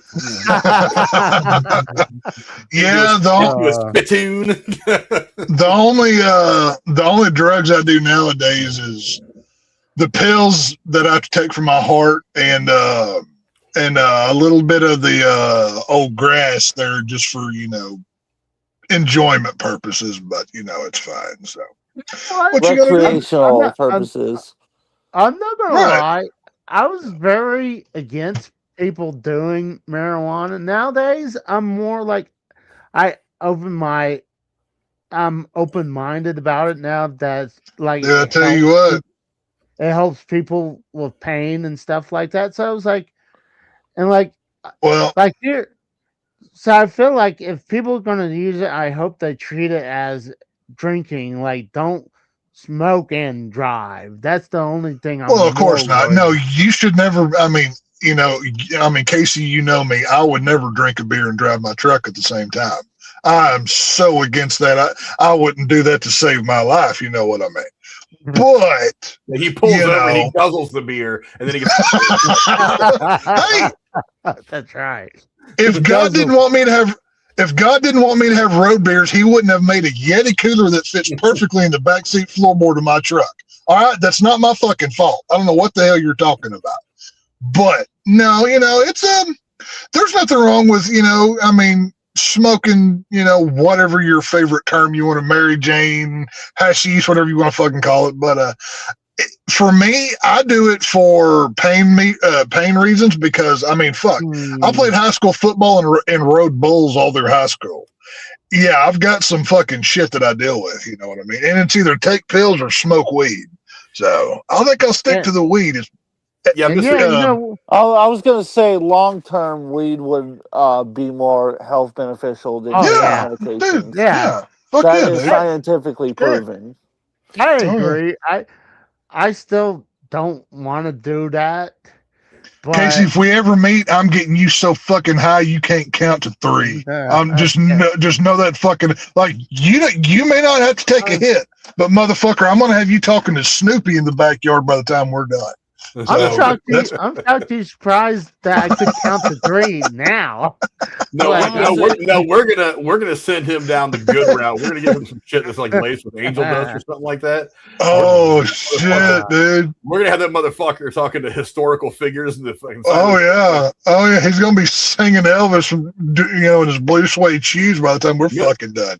Yeah, Mr. Pico tagged my said Viagra. So yeah, that's what I'm on now. There you go. When those first came out whenever I first heard about them, I was like 16, this is a fucking dog's age ago. I took 2 of them at one time, and I was like, I thought my fucking chest was going to explode like it was in an alien movie. I was like, holy fucking shit, what's going on here? Like, I damn near had to go to the hospital. Like, it was bad, dude. Well, you know what that stuff does? It raises your blood pressure. Oh yeah! I found out very quickly what it fucking does. It didn't take long. So no, I don't want to do that because I have my blood pressure, but a high blood pressure. Oh my god! Go ahead. I have it controlled, but I don't want to take that chance to have anything that would raise it, so that's why I'd be scared to take something like cocaine. Casey, that's what's so fascinating about you. You're not lazy, but you like to lay around and sleep, and especially nap. You love to eat fast food and sit around and play video games in your basketball shorts. How are you not a fucking stoner? How the fuck is that not a fucking thing? That's a great point. I don't know. You know what I mean? That is a good point. To Casey, taking a nap is a recreational event. Like, he looks forward to it. That's a stoner thing to do. Well, what's funny, I was late to this show because I was waking and taking a nap. Color me not surprised, but wait, just the way he phrased that too. It's just the way he phrased that. To stutter all over himself. Are we sure he's not high? Casey, there's got to be a dispensary somewhere close to where you live. I'm pretty sure. Dude, it's fucking Oklahoma. If you throw a rock, you're gonna hit 3 dispensaries. They put them shits everywhere up there, dude. Oh yeah, I was about to say. You let me know which one's close to you. I will go online and order for you a little something. Just a little pen. Just something. Something kind of small. Like this. Casey could do it Get Casey a little one hitter. That'd be enough for him. It'll last for a while, but no. We got no. What we need to do is get Casey hooked on meth, cocaine, weed, heroin, poor man's heroin called Crocodile. No, and then I don't want. We don't want to have anything to kill him. I'd shake him. Fuck that. No, see. Do you guys know what Jenkins is? I know. Do you guys know what Jenkins is? Yeah, I've heard of it. I've heard the name, but I know. Do you know what it is, though? I don't think so. I've heard the name, but I couldn't pick it out of what it is a mixture of different chemicals, usually found in tire repairs, Coca-Cola, things like that, and human feces, all fermented in a bottle. Which then you let sit for 10 days. Then you pull it out of the hot sun, open the bottle, and inhale it. Okay. I watched this video the other day, like Simon Whistler, that bald British guy with the glasses on YouTube. Yeah. He did a video about Jenkem, and that's what they're doing in Africa because they're so poor they can't even afford drugs. So what they do is they go to these places astronauts and scholars over there, where there's human sewage. They will get a water bottle full of like feces. They'll put a balloon on top of it and let the gas build up and they take the gas off. What was it? Distorted vision, distorted breathing, and hallucinations, usually of nightmarish proportions. So it's the drug version of prison hooch, basically, is what it is. Something like that. Not quite. It's also gotten like the nickname the Devil's Farts. See, Casey, the devil farts. I think Casey might like the more edible side of marijuana, like the weed butter and the weed candies and shit. No. I got one to give Casey. If you give Casey this, he will do whatever you want. Literally, it's called the Devil's Breath. He'd do that already. I'd set the fucking. I'd be like, I'm glad I'm not monetized. I'm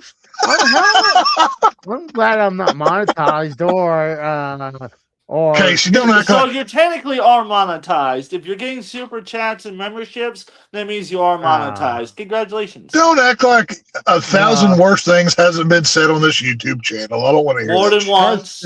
That's true. Actually, what's funny, like I don't want to bring it up. I don't want to cause drama, but like don't be a drama troll. Dramas for fags, Casey. Don't be one of those. Be better. Just know that ahead of time. Let's just say this. I cut a clip and I put it as a short and I got age restricted.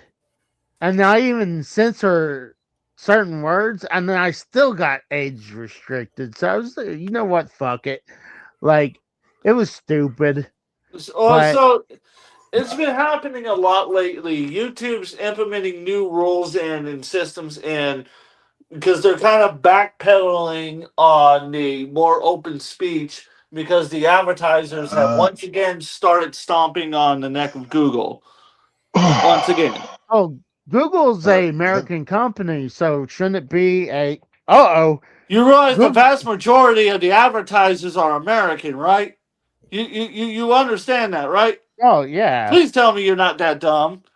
Well, I don't know if y'all know this or not, but I mean, we live in Trump's America, which means it's Israel first, y'all. So America don't need shit anymore.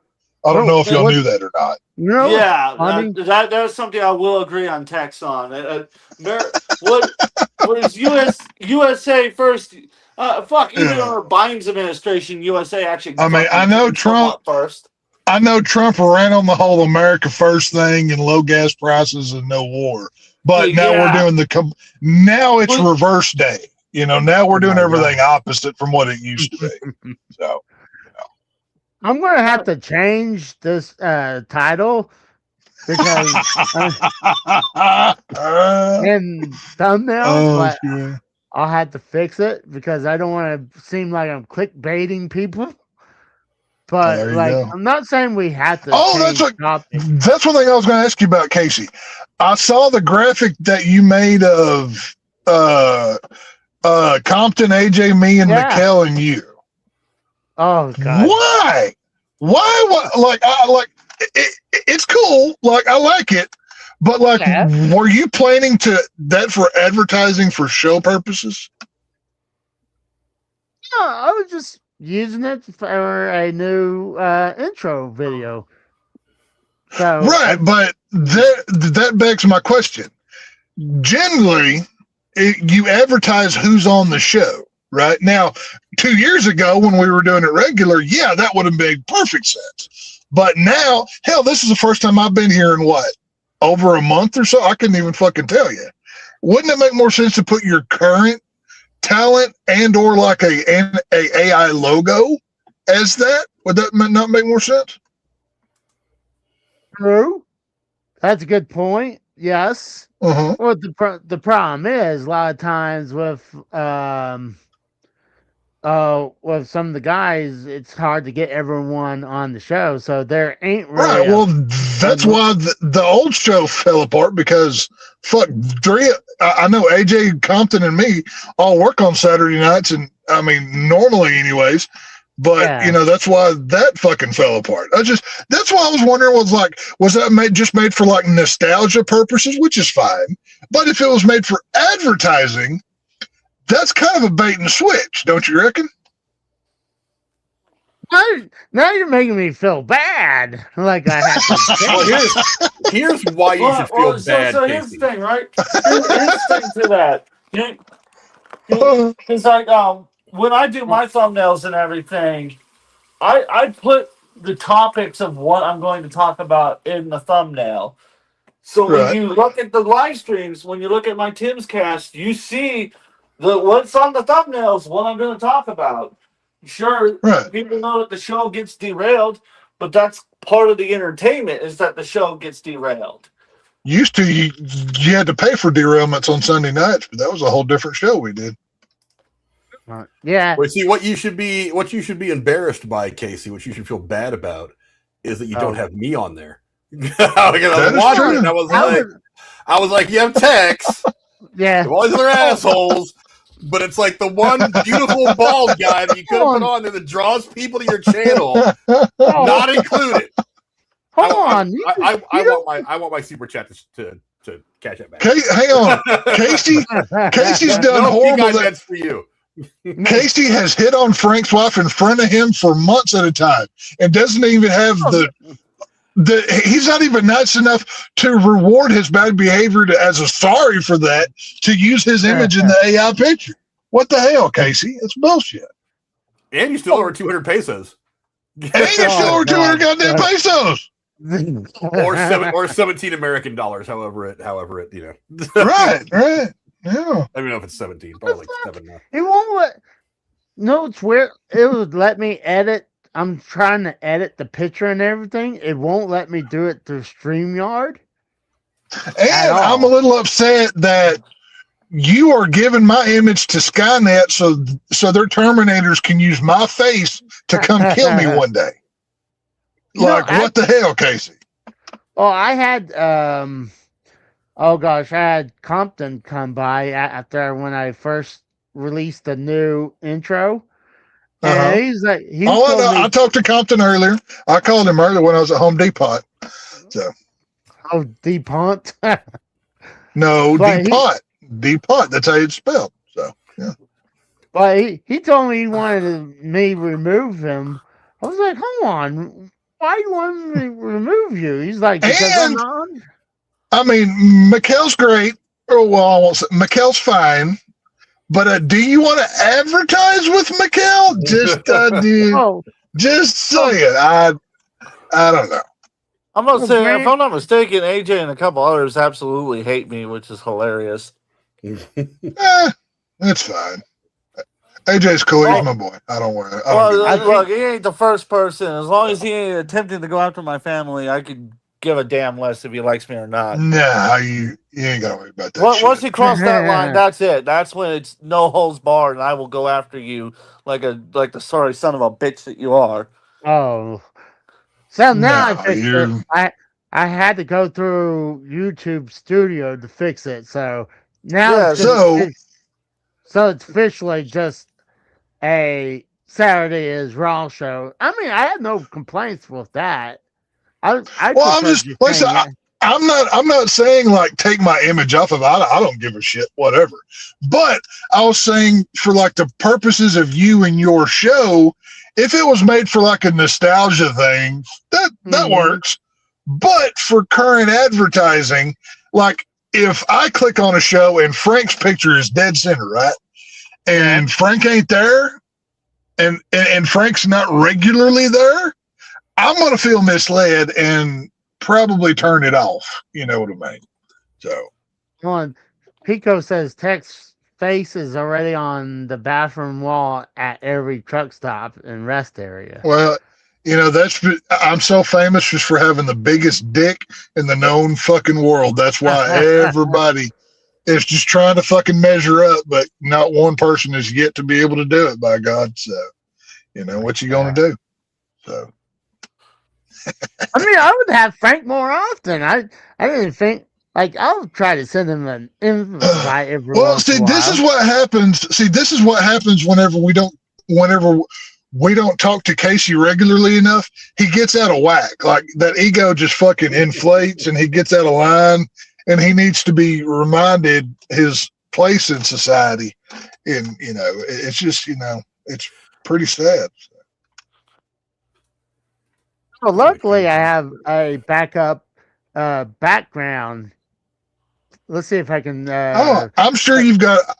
I'm sure Skynet has given you all kinds of shit to play with. You just, you keep flooding that shit in there, boy. So I'll say I use Meld Studio, so I don't have to worry about none of that because all of it's locally done on my machine. No, Casey sold his non-existent soul to whichever AI would have him for free. So that's how Casey did it. So he was like, "Here, I don't mean." It wasn't for free. It was for like $20 and like a gift certificate to Sonic.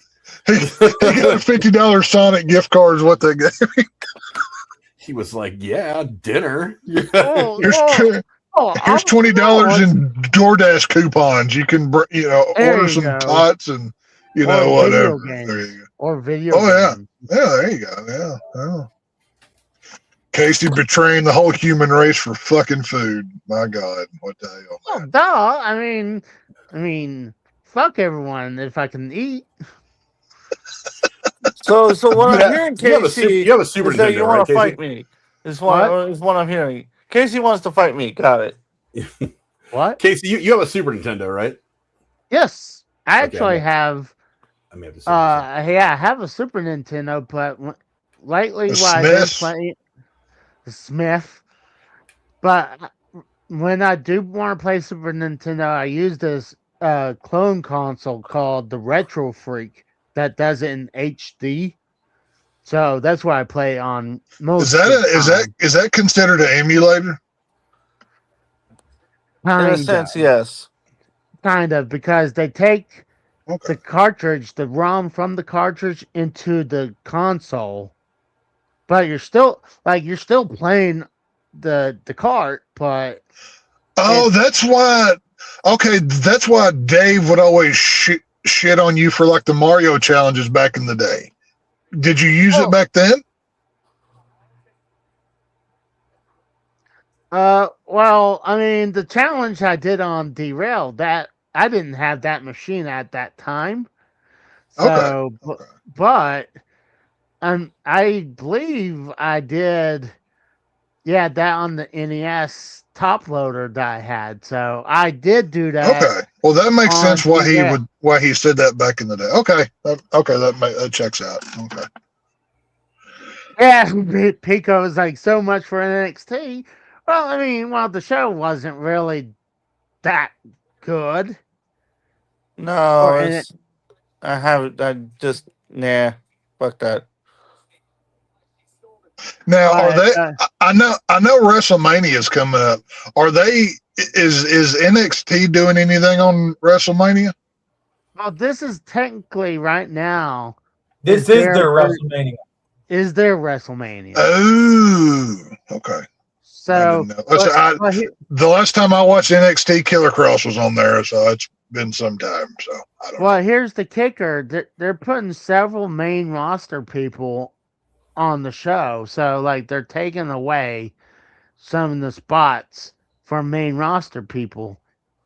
So it was like I can understand you want to up the value of the show, but it's on YouTube in America for free. But if you're outside America, it's on Netflix. Like this used to be on. Or if you have a good VPN, you can be anywhere you want to be. You know what I mean? Oh yeah, but if you want to watch a normal WWE PLE, you had to use the VPN to watch it on Netflix. I did see on X was it London? It was right around lunch today. Pat McAfee kicking Cody Rhodes right in his twig and berries. That was pretty fun to watch. I did see that. Someone on YouTube was mad at me because I stated that it made sense that Pat McAfee and Randy Orton working together. Because he kept saying that Ted DiBiase needed to. And Ted DiBiase, I'm like, the $1 Million Man hasn't been in the WWE since the early 2010s. What the fuck are you talking about? I think they're. I think they're talking about. You know about that I meant Junior. You know I wasn't talking about Senior. I was like, no, the fuck I didn't, because you didn't make that clear who you're talking about. Fucking retard. What are you saying, Casey? Well, I was going to say, I'm assuming they're talking about Ted DiBiase Jr. because that was part of Legacy, because he had. Yeah, but he's in the middle of the all kinds of man, not as the son of the $1 Million Man. Then but he's in all kinds of legal stuff. It'd be a bad time to bring him out. Oh, actually, he was found acquitted. He won his trial. I didn't know that. No, it just happened recently. He was not. Because I know he was tied up in that same scam shit that Brett Favre was caught up in some time ago. Yeah. Oh, dude, what's crazy? If he was found guilty, he was going to have over 100+ years in jail. 185 years was what he was looking at if he was convicted. Why not just give him a fucking life? Just call it a life sentence and be fucking done. Like, pretty much was what it would have amounted to. Well, yeah, unless you're living to be 186, yeah, it's a fucking death sentence. What the fuck? Or just give him the fucking death penalty. If I'm ever in that situation where they say, Tex, you are hereby sentenced to life in prison, I'm going to rush the nearest guy with a gun I can find and have him put me down right there. And I'm just going to be done with it. It's just going to be that quick. It depends. Am I getting put in like a pansy ass prison with like minimum security? Or that's true. Yeah. Or am I going to like federal fuck you in the ass, eating shit sandwiches for breakfast, lunch, and dinner? Right. I assume if you're doing life in prison, I assume that's the one. Like if I'm going to like white collar rich guy prison, then yeah, like that's a different story. But you know, if we're going to if we're going to San Quentin or some shit, I'm going Kaiser Sose on somebody. But you know, whatever. But like I was saying, is like I assume if you're getting life in prison, I don't think you're being minimum minimum security, because then what's the point? Like, you're life in prison, but hey, there's no fucking wall that's going to contain you. Like, you're on the honor system right now. Like what's the point? You're pretty much on a permanent vacation. That's what those like minimum. But no, it was. Well, so when we're talking about minimum security, what they're talking about is that they don't have a lot of. So to understand how the prison system works now, you have to understand when we're talking about minimum security, we're not talking about like guardships or whatever. What we're talking about is the big prisons that you normally see that have the fancier cells. That's the minimum security. When we're talking maximum security, we're talking about places where you're held in basically what they call the hole, also known as isolation cells, which are known to be literally torture devices. Scientifically, they've been proven to be worse than the death penalty. And that's saying something, because the death penalty has been very well known for its cruel ways to kill people. It gives the whole Casey puts things in his bum joke a whole new meaning. Oh my god! Casey purposely dropped. Now, see, Pico, that's a lie. Casey's never touched a bar of soap in his life. I can. That ain't never happened. So, Casey's more of a soap on a stick kind of guy. That's how he washes himself. I'm telling you one thing. God, I hope I never go to jail, because I'll be scared to be like the one who like. Dude, trust Casey, I can tell you, with your mushy butt, you would be the most popular motherfucker in prison. Everybody and their brother would fight just to get a chance at you. Casey, every day. You would be everybody's favorite girl, Casey. Casey, if it ever happens, the first second you get in there, you're gonna have to pull a Mike Tyson and bite somebody's fucking ear off. You're just gonna have to go like hardcore the first fucking second. So, you know, just know that ahead of time. See, you guys ever watched that 60 Days In before? or any Years ago, my 60 ex Days used to watch In, that Beyond shit all the Scared Straight, time. Yeah. Life Behind Bars. Yeah. So I assume, like, I think the best person out of all of us probably would survive. I gotta give that to Tex because I don't. I mean, I think I would get past. Was it the where you first go in where before they take you into your cell? Like, what's it called? Where like you're in waiting. I'm trying to think what it was called, but before they process you, and then they Intake, put you mean? Yeah, intake. Yes, Yeah. you're in intake. I think I I'm- can get past intake. I'm not gonna clarify. Well, I'll say I've never been to prison, but old Tex may have spent some time behind bars with shiny bracelets on a few times in life. But You guys, You know, ever, I don't see, wanna- you guys ever see Shawshank Redemption? Oh yeah, of course, yeah. Who hasn't? Like yeah. in the beginning of the movie when they're gambling on which person's going to crack that night, the first night, Yeah. Casey would be the big mushy butted guy that cracked the first night. Oh no! I can see that.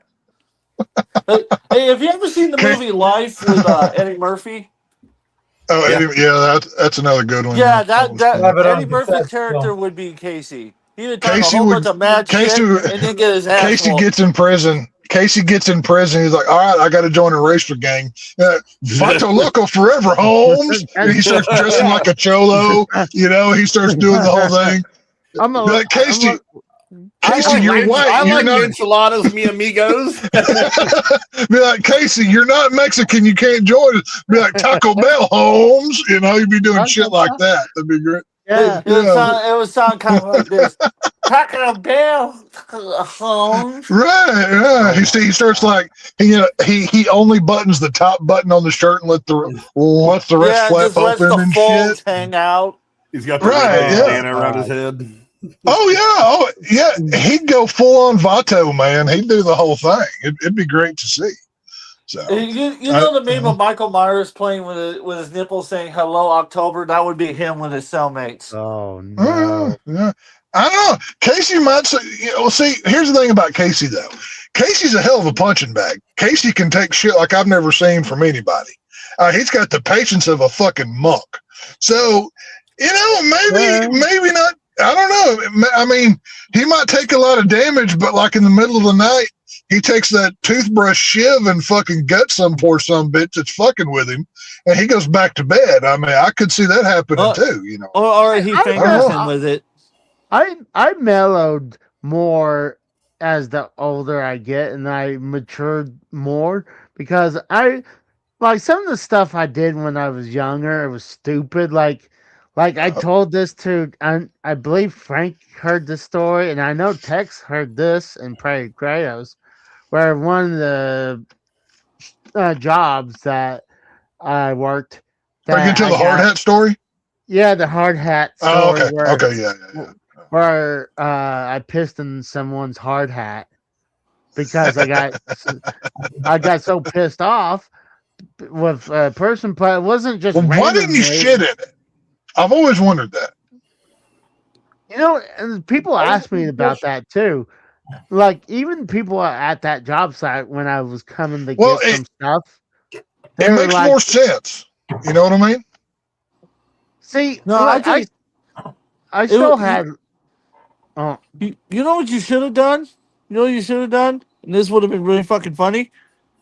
Is you had taken some Tiger Bomb, right? Like you take some Tiger Bomb, put it in the in like the guy's like work gloves and everything. hmm. So he gets it all over his hands and he goes to like take it off, right? And he goes to like rub his face or whatever, and it rubs right into his eyes. Oh my god! And pretty then, sure that's and then while he's now crying in pain, you come up with a chair, wham, right in the face. Yeah. And then you No. pull That's down what your you're doing. pants and you piss on him. See that's just like that's too much work. Shitting in somebody's Yeah. hard hat is it's a quick funny thing. You know what I mean? Or No. like pissing in the work boots. That's always a classic thing that It happens on work sites, but shit like that, See, with that, even I cleaned the helmet afterwards because I regretted it afterwards. Like if I didn't say anything, like I said before, I said I told him to fuck off. I'd have cleaned it, then I'd have pissed in it again and dumped it on his fucking desk. If you're gonna do that shit, man, you got to commit to the bit, man. You got to sell it. You got to commit. Right? Yeah, stick to it, man. Well, here's the thing. Well, let me tell the quick version. Like I was dealing with junior mechanics, and they wouldn't listen to me. They were disrespecting me. And I told my union rep, like, you better do something before I do something stupid. So it wasn't something like I just randomly just did it. It was just something that was building up. And I made a comment to the guy I was working with. Like, I was working either second or third shift. I think it was third shift. No, I think we were second shift. So we were going till midnight. And I suggested, it's like, hey, I should piss in this guy's helmet as a joke. It's like, he's like, yeah, you should. And I actually tore out the headband. I didn't want to piss on that. I just wanted to piss on the helmet itself. And then I dumped it. So after that, I was thinking about that. After a while, I was like, you know what? It was stupid. I cleaned it out. And that guy who egged me on ratted me out. So I got suspended. You should have pissed in his hard hat, too, for being a fucking rat. Yeah. Well, I was suspended for 3 days. And as before, the third day, I was going to tell him either fucking fire me or let's get back to work. And they wanted me to write an apology letter. And I had my wife help me. Fucking kindergarten? You have to hold hands and say, I'm sorry? You can't spell. You can't read or write. Did you have to go up in front of the class and apologize and do the whole fucking thing? No, but did you have to give him a blowjob? I mean, damn. No, but I had to write a letter to my boss, but I wanted to not straight up. Dear boss, kindly go fuck yourself and watch me while I plow your wife. Sincerely, Tex. Well, he didn't like it that I was trying to explain myself. Like I wasn't like he didn't like the letter. And after that kind of sounds like a punk test to me. Like it kind of sounds like they wanted to see how much they could make you do before you told them to fuck off. Well, I mean, pretty much because they thought I was going to roll over and die because. Right. Well, that's what I'm saying. Like normally, okay, yeah, you confessed you fucked up. Go up. Hey, dude, sorry, I was just fucking with you. Shake hands like men and walk away. That should have been the fucking end of it. But writing a fucking note like it's fucking middle school, fuck you. This is bullshit. And then one of the reasons they were saying that, I think this is kind of more accurate because there's 5 people who worked there that were family. And okay. That makes sense. So he said that he couldn't guarantee my safety because mechanics, we were working on 3 or 4 containers, and the rest of the crew was down on the other side because we were working on a rail yard. They would bring out these trailers on the rail yard, and they would break them apart and get them ready for truck drivers to get them. Right. So they couldn't guarantee my safety, so I was like, whatever. I hated that job so much. My union. You should have. You should have done like we used to do back in football days. We would take Orajel, like the the unflavored Orajel, like not like the wintergreen scented or whatever, right? Just the plain old shit. And we'd get somebody's lunch, and like if they had a food that was like liquidy or whatever, like a peanut butter and jelly sandwich or whatever, right? We'd load that motherfucker up, and you couldn't tell, like you couldn't taste it at the time, like it wasn't like, oh, this is mint flavored Orajel, like it was just plain. And by the time they realized what it was too late because their mouth would be numb for fucking hours. We put so much of that shit in there. Oh my God. Oh, it was great, dude. Yeah, it was amazing. But after that, I learned my lesson, not like to do stupid shit like that. And now, like I'll try to, talk out the person. But if someone wants to get attitude with me, I'll get into their face. But like, I'm not gonna throw. God, like, I want to take Casey to a bar and see him get in a bar fight. I need to see that shit. No. What we should do is get him into a mosh pit at a Slipknot concert and watch how that goes down. No. I'm talking about like a hole in the wall, bar somewhere where we're all we're like all playing pool, right? And somebody just keeps fucking with us, and they just, especially Casey, and Casey just fucking snaps a pool cue like he's Joker, right? And he just goes for somebody's fucking jugular with it. I'd be fucking. You know what I see Casey doing? Casey puts down the pole, right? Walks over to the guy, proceeds to dehinge his jaw and eat the man alive in front of everybody, and then just goes back to playing pool. I would approve of that behavior. I would buy him a beer after that. I could see him dehinging his jaw like a python and just slowly eating the person like Freddy Krueger. Well, there's a couple times recent. Oh, there's a couple of times where he wanted to eat people. He's a cannibal. He likes eating people. Now, hang on. What's wrong with cannibals? Everybody's got to eat now. What the hell, man? No, I don't eat people, but I wear their faces. So there you go. Everything is food for it. Something is food for everything. That's a rule of life. Just keep that. You gotta learn how to insult people to their face, but to make it sound nice. Right. Like or at least you got to say it really snidely in a calm tone of voice. A couple of months ago, one of my managers made me apologize to their manager for saying he didn't know what the hell he was doing. Casey, someone gave some last night snack fucking ate on Cage Match. Yeah, I called this guy a bad manager in a meeting full of people. Like, fuck. I was just like, and so they pulled me aside. They were like, "You should apologize to him." I said, "Okay, fine." It's like, I'm sorry you weren't never taught how to effectively manage a business. I like that one. And I'm apologizing to him, and I'm trying to deflect blame, but at the same time, I'm trying to say you don't effectively manage a business. And they were just like, "Well, okay, that's good enough." Frank graduated summa cum laude of passive aggressiveness, is what Frank did. You know what? I've been dealing with people for so fucking long now. I was talking to my youngest son about this morning. I was just like, I said, learn how to call people assholes to their face without them knowing it. Yep. Learn how to talk around what they want you to say and still say what you want to say.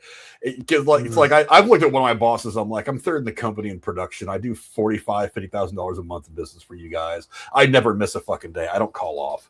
I was like, I'm here every day grinding, making you guys money. You guys aren't sending me anywhere unless I like physically accost somebody right in the middle of the office. Like, you guys aren't sending me anywhere.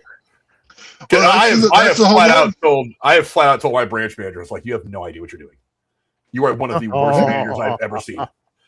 I was like, didn't you? I told her a long time ago. I was like, I said, you walk around the office all day and you put furniture together, and then you tell me how to do my job. I'm like, they're good at like the actually doing of the job, but the business management stuff, they are all terrible at it, and I mean awful.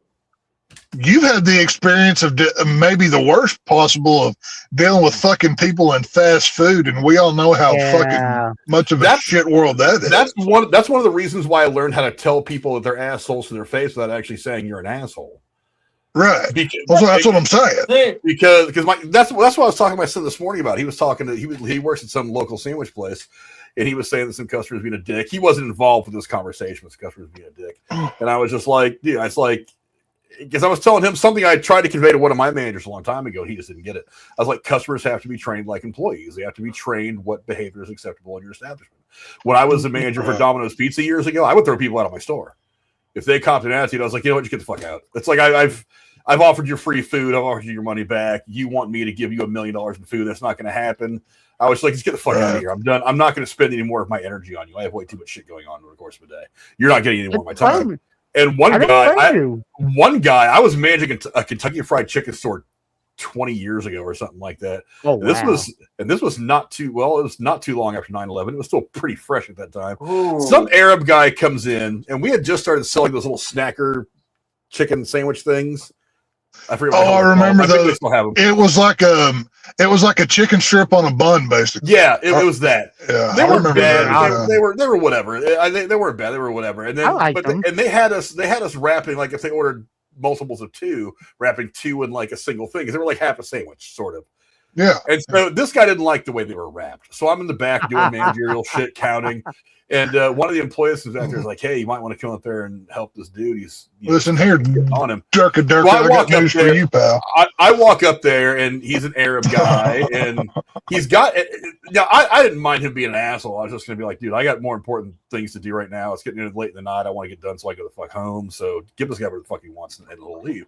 So he got his like a little daughter with him, who's probably 10 years old ish, somewhere around there at the time, and he's cussing me up one side or the other, fucking Obama's my cousin, and he'll fly airplanes in your building, and blah, blah, blah. And I was like, and I just looked at him, I said, "Okay, would you like your money back? Would you like to make your food?" Cussing at me again for a few minutes, and I was like, "Okay, would you like us to remake your food, or would you like your money back?" Cusses at me again for a minute, I'll fly an airplane into your store, blah blah blah, the whole spiel. Oh my god! And I just kind of sat there, and I was like, I'm waiting for this guy to give me one answer or another. I'm gonna and behind me, one of the crew members had remade his entire fucking order and was like standing there with the bag. All he had to do was say, "Oh, my food remade." I'd have been like, "Here you go, have a nice day," and he'd have left. But I was just like, "Do you want your money back, or do you want your free food?" And then finally, and there was nobody in the store. It was kind of late at night, so I was just kind of letting this guy get out of his system. And finally, I see a van pull in, and I was like, "Okay, dude, here's the deal." No, I was like, at this point, I walked out from behind the counter. I stood right in front of him. I was like, "Here's the deal." I was like, "I've given you your options. I can give you your money back, and you can go somewhere else, or I can remake your food, which my crew has already done." I was like, and I grabbed him by the back of the neck and I turned him around. I was like, "Or I can throw you out that fucking window right there onto the goddamn highway and let the fucking dogs have you. Let the fucking dogs have your body." I was like, "You have until that customer walks in the door to decide what the fuck you want to do about this." Oh, he turned around and left. Without his food or his money, he turned around and left. And I was like, "Okay." Hey, hold on. I got a quick question.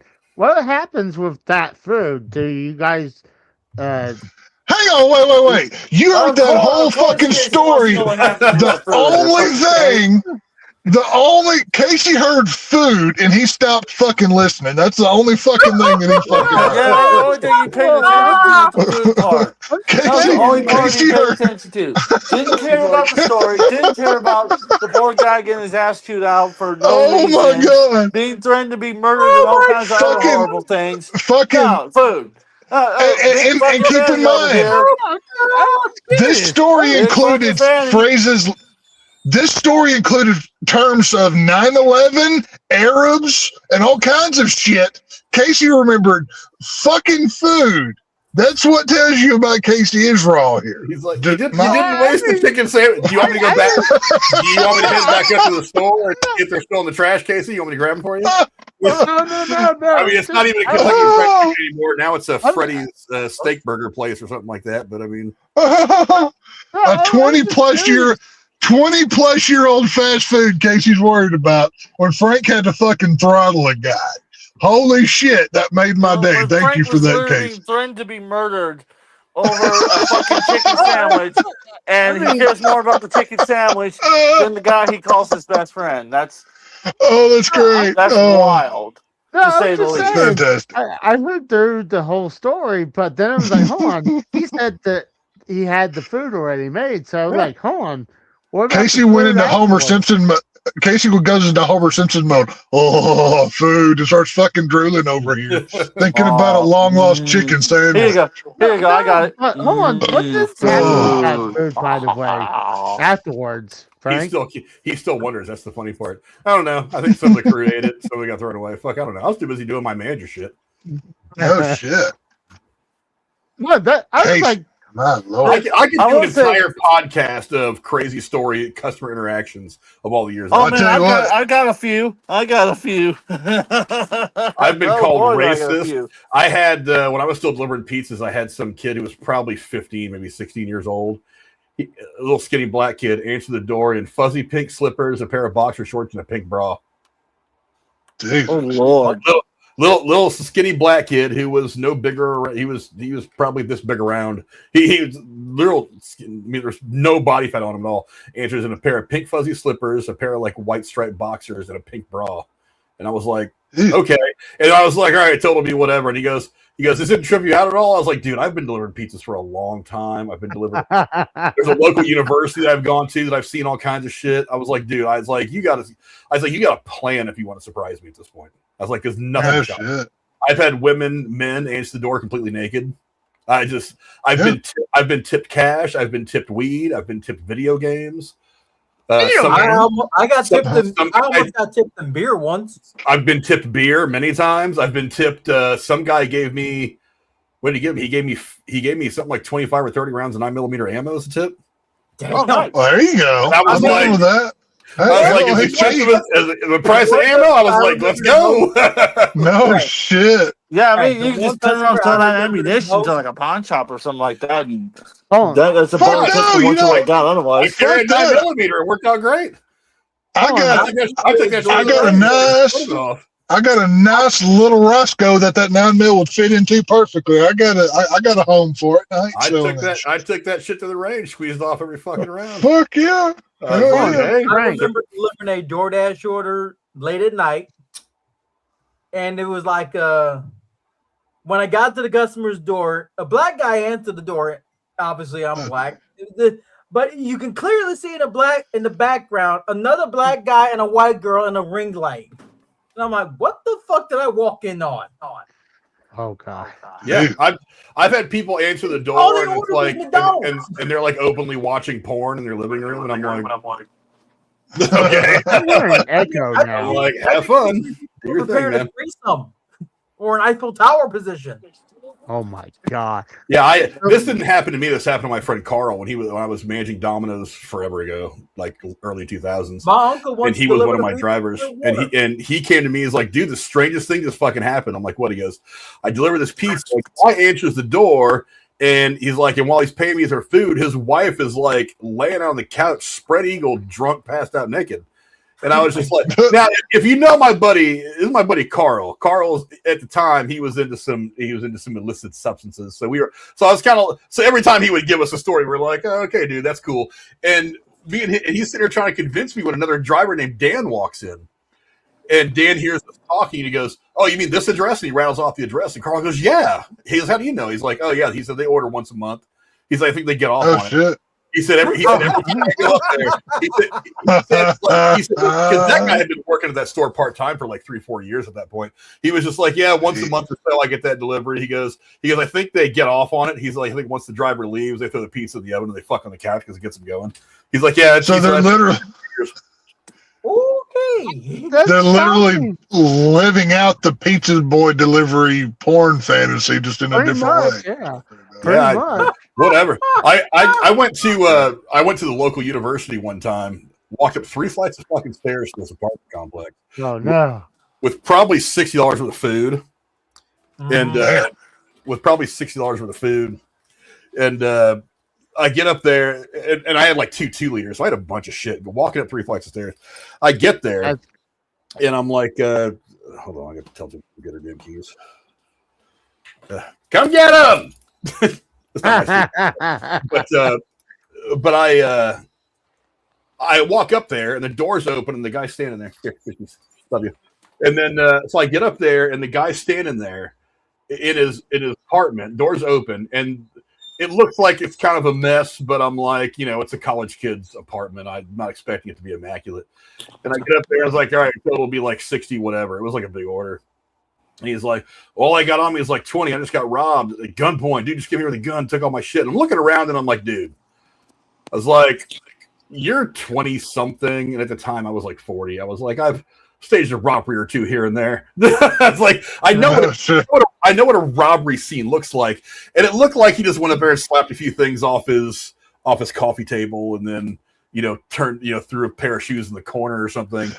And I was thinking about it, and I was like, "Oh, you got robbed at gunpoint." And I'm thinking to myself, now, mind you, it's a university. It's university housing, so anything like that happens, and the university cops should be all over it. It's also about a mile away from the fence line of a major Air Force base that is not just a military installation, but is also the home of NASIC, the National Air and Space Intelligence Center, and is the logistics command center for the entire military. Is literally, if I look out this window right here, if it was not nighttime out time, I could see NASIC and the base hospital and the fence line to the military. So it's close. And whenever something like that happens that close to the base, military police will show up and just kind of watch. Oh, wow. And literally, like from the balcony where the front door is for these apartments, if you walk out to Coffin Avenue, which is right there, on the other side of those railroad tracks is the military base. It's the south end of the flight line of the tarmac of the airstrip. So it's not that far. So they're well staffed, yeah. Well, so I'm just like, yeah, this guy's full of shit, but I'm gonna fuck with him. So I put my phone. I was like, oh no, let me go ahead and call the cops if you just got robbed. He goes, oh no, I called them already. And I was like, oh, they're not here already? Because I asked him, I was like, how long ago is this? He goes, oh, it was about 10 minutes ago. And I'm like, they're not here yet? I was like, these guys would have come in. Well, see, that would be the question. Yeah. The first question I would ask is, so did you order this before or after you got fucked up? Well, because I'm not stupid, I knew what the guy was doing. He was trying to get $6 food out of me for $20. I'm like, well, dude, if I'm taking the pinch on your order and you're going to stiff me, there's no fucking way I'm giving you this food. I was like, and this is like 1:30 in the fucking morning. I'm like, dude, really? You're going to deal with this now? I was like, so, dude, I was like, tell you what, it's going to be at the store. You can call the store and make other arrangements. And I just walked away. No shit. He wasn't serious.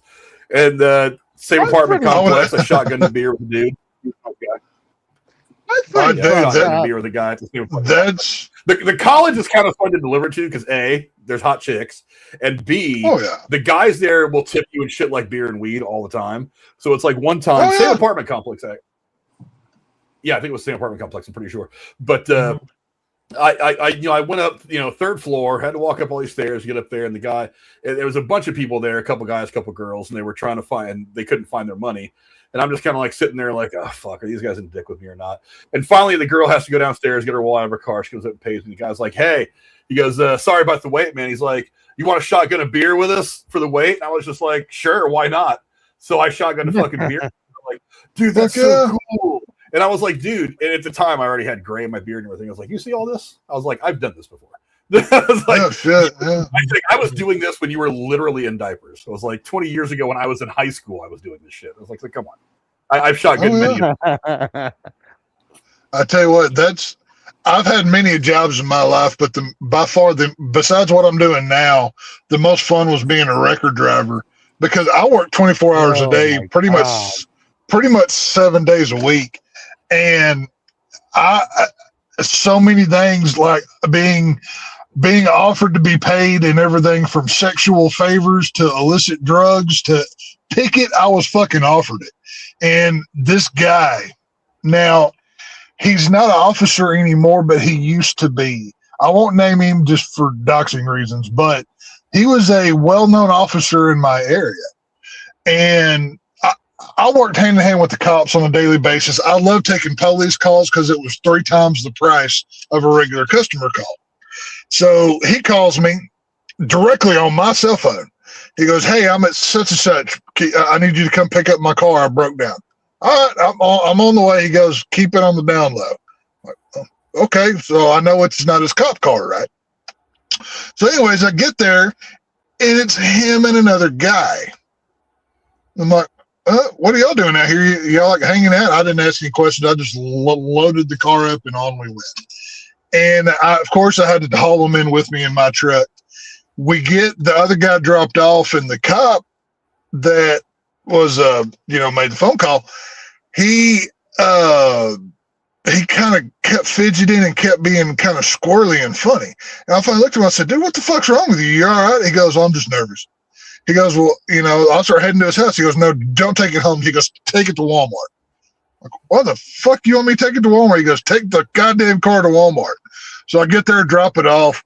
Dude hands me a handful of money. I don't even know how much it was. 50 and hundreds of dollar bills. He goes, you never saw me. You didn't pick this car up. I don't know what the fuck you're talking about, and told me to leave. Yes, sir. Okay. Turned out 2 weeks later, he got caught fucking around on his wife with that same fucking dude that I picked him up with. And he wanted to keep it on the fucking down low. So he just gave me every bit of money he had in his goddamn pocket. I've seen some wild shit. Shit gets crazy out there. So, yeah. Oh, yeah. I mean, God. I mean, I can understand why Frank and like I used to work at Sears, so I mean, I wasn't really doing. I miss Sears. Sears was a cool store.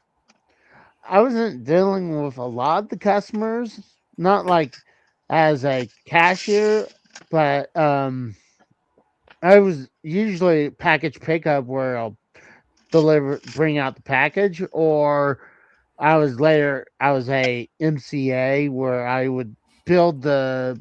Casey was head of human resources because he's so good with people. That's what he was. But I wouldn't deal with the customers as often. And now what I like not to do is to deal with the truck driver. So God, I try to be patient. Like yesterday, I was dealing with a truck driver, and he came by, and he wanted to borrow a tiny Phillips head screwdriver. I was like, one thing you don't ask is come around and borrow a tool from a mechanic, because one, you don't know if they're going to break the tool or they're going to steal it. Well, I mean, if it was a Craftsman tool, you're already at Sears. Those have lifetime free replacements there, sir. I got news for you. Which, by the way, if you have any Craftsman tools and they break, take them to Lowe's. They still honor it. I know, because I did it about 2 weeks ago. So they still honor that lifetime replacement. So. Oh yeah, but a lot of the tools are starting to do that now. But I just not a fan of dealing with the public, because a lot of times I feel like, I've seen truck drivers do some shady shit where, like, one time at the previous job, I was working outside, had my roll around toolbox, and I'm working on this trailer, and the guy's pacing back and forth, and he started doing kind of this, look into my box. And then I finally saw him reach into my box, and I'm like, hey, that's a no-no. You don't do that. And I could have been more of a dick, because I could have said, I'm done. Like, you literally just went into my toolbox. Like, I could straight up say, I'm not working on it no more because of that. But I learned how truck drivers really are the biggest assholes, they are the biggest prima donna people. Sorry, my throat. Oh, I was wondering. I was fixing that.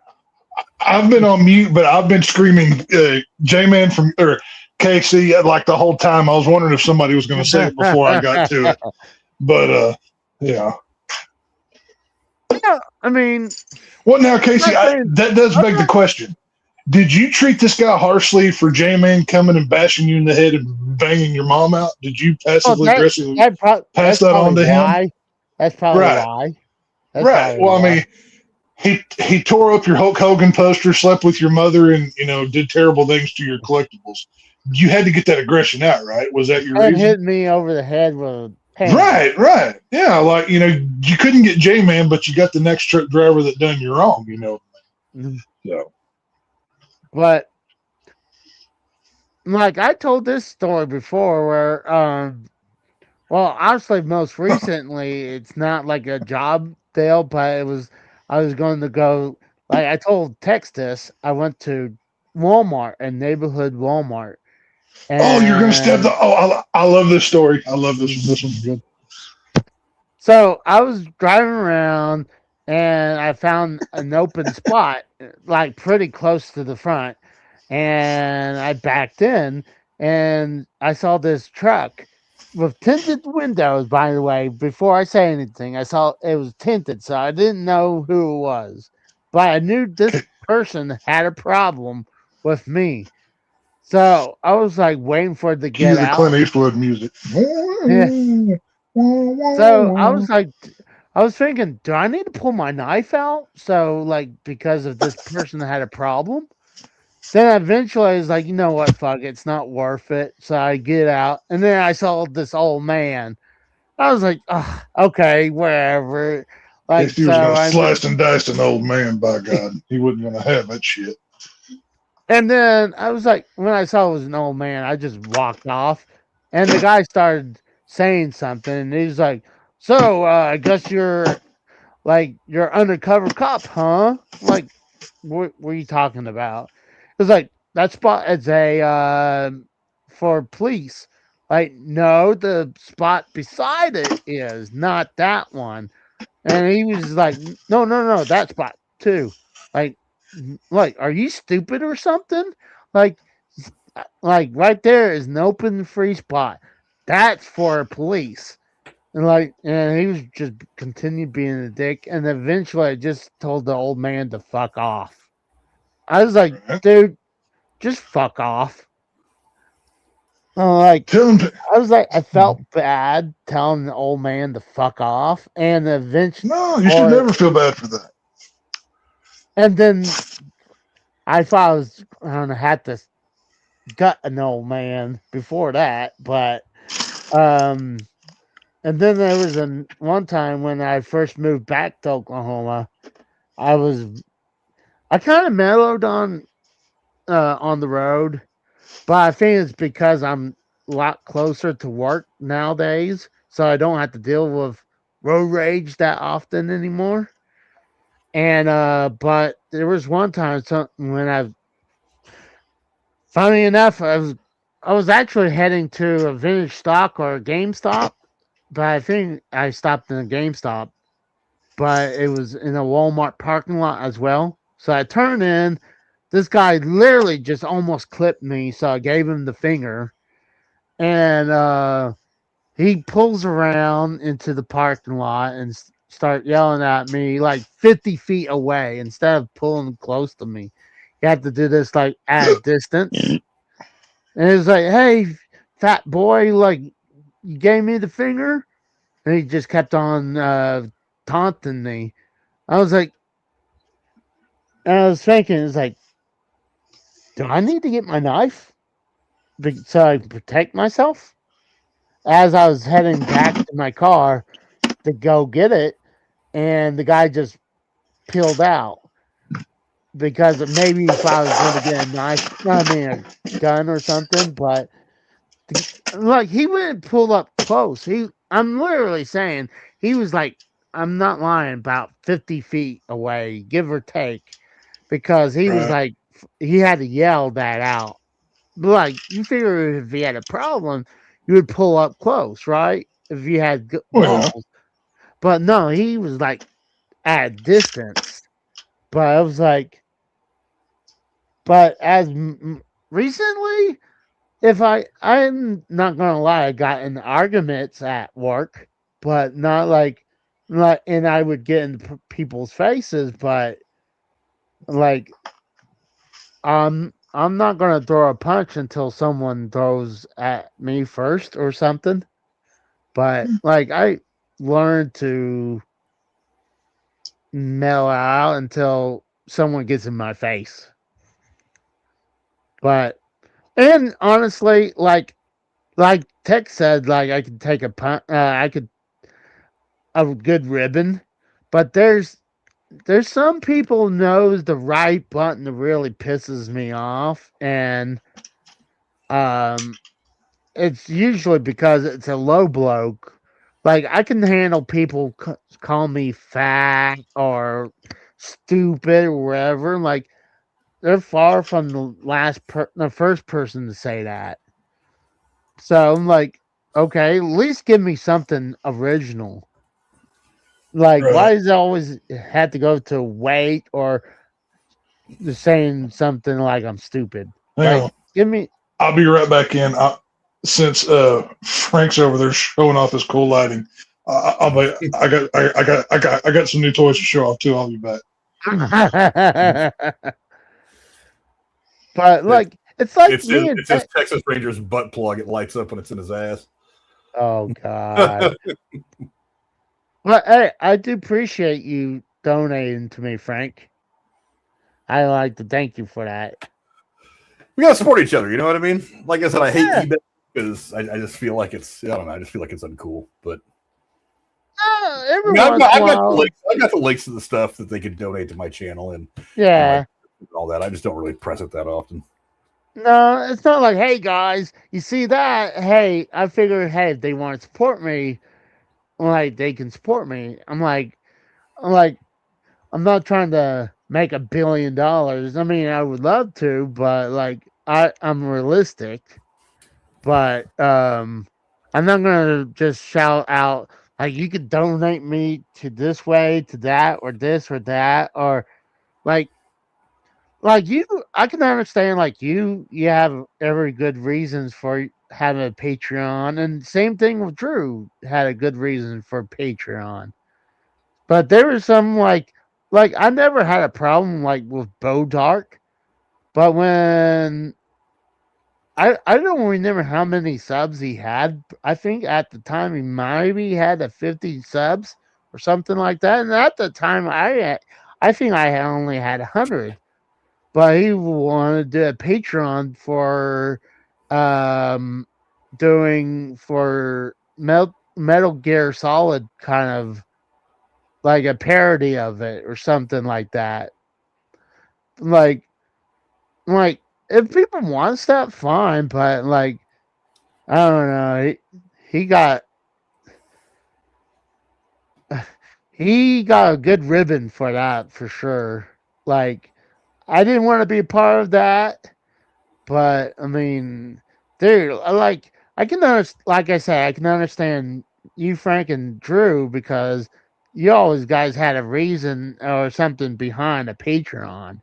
Like I don't have anything to do. The only thing I can really think is maybe have a early release. Yeah, look at that shit. Oh my God, you look more. I got cool lighting too. Yeah, you look more eviler than normal now. It just looks like blood. That's why he likes it. It's red. No, I found the LED light bulbs at Walmart that change colors and shit. So I put them in here. That's what I got. I got one of the lamp right there, one of my desk lamp, which is on my desk. Yeah, I probably should do that. I think that'd be cool. I would like to. They were it was like $19 for 2 of them. I think it was something like that. I don't know. I got a couple of them at Menards one day. I didn't even look at how much they were. I was like, oh, they're not that expensive, so I threw in my cart. How much was something like that text bar that's going by, Frank? I got that on Temu for like $25. No shit. I'll send it. I'll find the link and send it to you. See, I was originally thinking about before I put all these titles, like I was going to probably do one of those neon lights.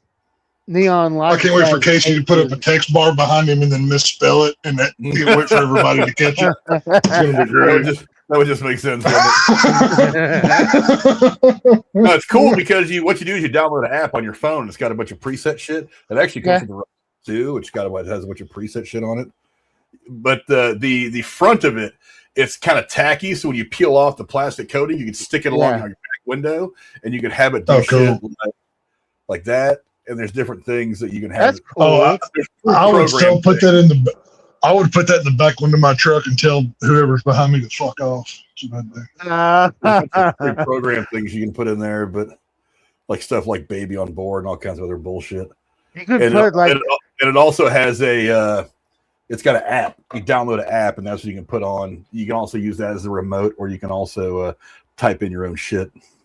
Text to put on there says, "No, I'm not drunk," or like, "No, I'm not currently drinking beer." No, officer, this is not a beer. Just tell them ahead of time. What are you talking about? This is, that's totally a Dr. Pepper. It's just in a different color can. I don't know what you're talking about. See, Tex would probably be smart enough. He'll probably fill up his beer into like Dr. Pepper cans. No, Casey, I taught you this lesson many years ago. The Yeti. Okay, it's a 42-ounce cup, Royal Tree camo. I have a camo cup so you can't see it. It's like John Cena. You can't see it, right? This cup could have Dr. Pepper. This could have whiskey. It could have tea. It could have anything goes in this cup right here. So, which is why it goes with me everywhere I do. Thank you very much. That's the lesson for today. You know what? I'm going to move Frank upwards because I don't like how the chat is blocking him. Turn the chat off. I never turned mine on at all. I like the chat on there because, I like having the chat on there. Usually... I think Pico's the only viewer here, so I think that's the only one that mattered. Speaking of Pico, are you? I know you're in Florida. Are you anywhere near Orlando? Don't get too specific, but let me know if you are. You're like, don't get too specific, but put your exact address in the chat. Just send me. Just put the GPS coordinates of where exactly you are at all times. With a picture in the front of your house. I remember one time what was funny where it was Ronan and Tommy, and Tommy brought up some other fast food restaurant. I don't remember what it was. And he's like, "Hey, Google, how close is this fast food restaurant?" Wasn't Tommy always a Wendy's guy? Well, what's funny, instead of what the fast food restaurant, it said the nearest Wendy's is like 0.9 miles from you. And hold on, what? Why did it just redirect to Wendy's instead of that? Because I don't remember if he said it would be like, dude, that would be just like me, like, hey, let's go get burgers. It's going to send me to the nearest Whataburger because I'm in fucking Texas. That's how that shit works. All right? I completely understand. You know what? Tex, you're going to hate me, but I hadn't had Whataburger in forever. Good. Your fat Oklahoma ass doesn't deserve Whataburger, you piece of shit. I hope you never have. And there's one down the street, so I should have no Whataburger. By far the best fast food burger. Second is Brahms, but Whataburger. Brahms is good. Brahms is delicious as well, but it ain't got nothing on Whataburger. You can go over at Whataburger, get exactly what you want. It's always fresh. It's delicious. I've never had a bad burger there, and I've been eating there all my life. Brahms, I really like honestly what they're known for, their ice cream. Frank, I don't think, Frank, do you know about Brahms? No. It's a chain that's like in our tri-state area, like in Missouri, Kansas, and Oklahoma and Texas. It's really known for their ice cream. So, but I like their burgers, but dude, hands down, I love their hot fudge sundae. But they have a deal where it used to be $5 for a bag of burgers, but now you can still get that. You can still get that. Well, you can get the bag of burgers, but it's not $5 no more. Oh no. They're going to charge you more money. Yeah, but it's super expensive if you get cheese with it. No, you can get. I was in Brahms the other day, and they're running a special. It's a double bacon cheeseburger, big, full size.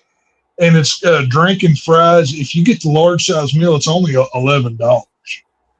So, considering what the price of everything else is, that's not a bad deal these days. So it's not too bad. Whataburger is the kind of hamburger I used to get from the cafeteria in high school. What? Who disrespected Whataburger? Well, I will have to fight you. That is. We're gonna have to. When we went to Houston a few years ago, it was the first place we went to go get something to eat. Oh, okay. Well, you went to fucking Houston. That's your first. And I ate it, and I was like, "It's a burger. It's not a bad burger, but I was like, ugh. would I miss it by not having it every day? Not really." Houston. If Austin is the asshole of Texas, Houston's the fucking armpit that hasn't been washed in 6 weeks. If you ever want to know where traffic lives, go to Houston, Texas. They have the absolute worst traffic in the because they have no traffic. They have no traffic in Dallas. Well, in Dallas, okay, in Dallas. The problem with Dallas is, yes, there's traffic, but it is much easier to get lost in Dallas because they built so many highways going through there. Whereas Houston, I believe it's just 35 and 45 cross through there. So it's a little bit easier to manage. But Dallas is more spread out. Houston is right through the middle of that shit. Yeah, I've been to Houston a couple times, but their traffic is outrageous in Houston. I love going to Houston wearing my Texas Rangers or Dallas Cowboy gear just to piss them all off. That always makes me happy. But like recently when I went to Dallas, I really didn't have too much problems getting around Dallas. What's cool about Dallas is, it's the DFW Metroplex. So you've got Dallas, you've got Dallas over on the right. You've got Fort Worth on the left. Then there's about a 30-minute stretch in between, and that's where Arlington is, where the Cowboys and the Rangers and all that is. And that's why I went to Arlington. Arlington is in the middle of Dallas, and the main DFW airport is right there. It's technically, I can't remember what city it's actually in, but it's right there on the line of Fort Worth and Arlington. And that's why Arlington is like the big visitor center, because they have Cowboys and Rangers and Six Flags. They have 2 Six Flags parks there and all that shit. So, yeah, it's right in the middle of it. What's shocking is that, even though they gutted the shit out of the Astrodome, they built the new football field right beside it so close, but you figure, it sucks it would take something down like that, but the Astrodome was an icon. Yeah, it was one of the first stadiums like that.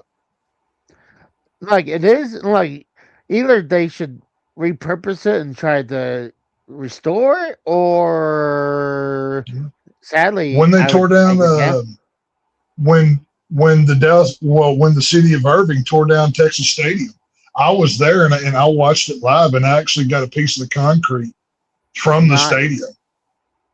I've still got it in a tub somewhere, but yeah, I physically cried when I saw them tear down the stadium that saw 5 Dallas Cowboys Super Bowls in it, especially considering they ain't done nothing since.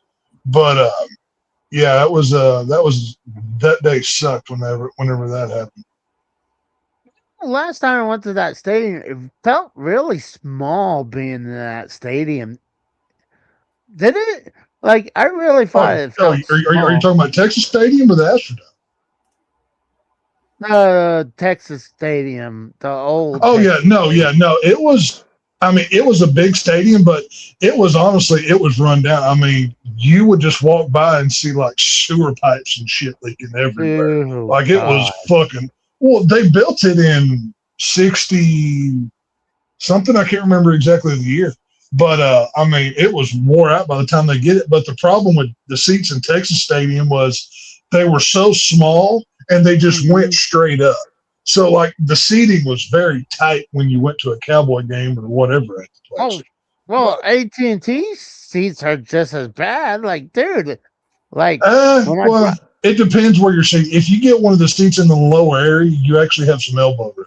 Because I've been there for Cowboy games, I've been for college football, and I went to the first WrestleMania that they had there. Mm-hmm. So it's not too bad. Well, I had the higher seat ticket, so like me and Melissa, we were like, that's wild. We were like bunched up. Like that's not a problem, but like I seen like down a few rows, there was these two big guys, like on the end, and one dude literally like has the lean through the whole show because how small these seats were. Like, oh my God, we can understand have you been down here since they built the new Rangers ballpark? The one that was right beside the AT&T Stadium. The big gray building with the red Texas Rangers T on the front of it. I believe so. Because how recent was it? 5 years ago, maybe.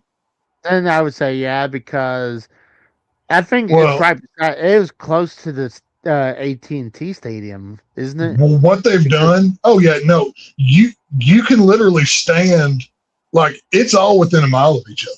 Like in that whole area, that whole area has been zoned for ball fields and everything else. But I mean, it's made for that. You know what I mean? Yeah. Oh, not only that, it's like Six Flags right on top of it too, right? Yeah, it's right there. That's the entertainment district of Arlington or whatever. You've got Six Flags, you've got the Hurricane Harbor Six Flags, and then just about half a mile from one another, you've got Cowboys and Rangers stadiums sitting right there. So, tell you one thing, gosh, the first night of WrestleMania, and by the way, I feel bad for who only pays for one night and not the other night.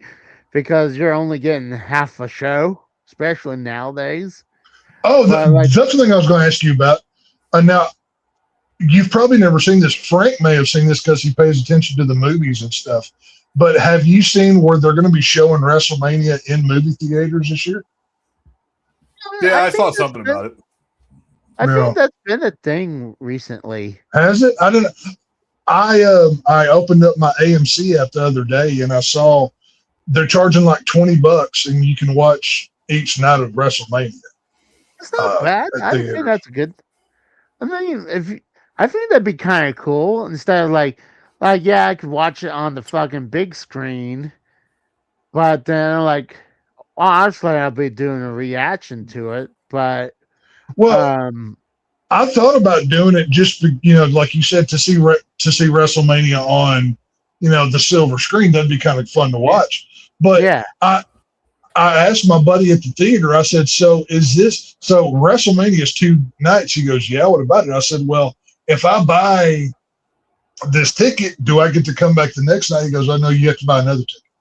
I'm like, oh, fuck that shit. I'm like, I just realized the Faces of Death movie, they have an early access at Regal on April 8th.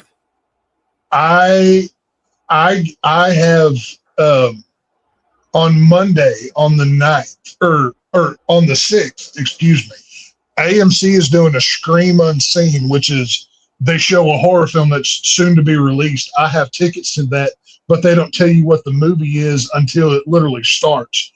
The runtime is, oh, dude, I've gone to so many of them. I saw so many movies ahead of time, but I have a real good feeling that I'm going to get to see Faces of Death before it comes out, which I've got tickets for that for opening day as well.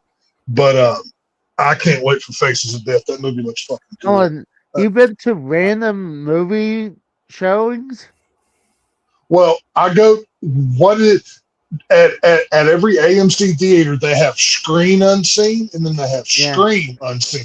If you go to the Scream Unseen, it's only horror films, and all they tell you is what the rating is and what the runtime is.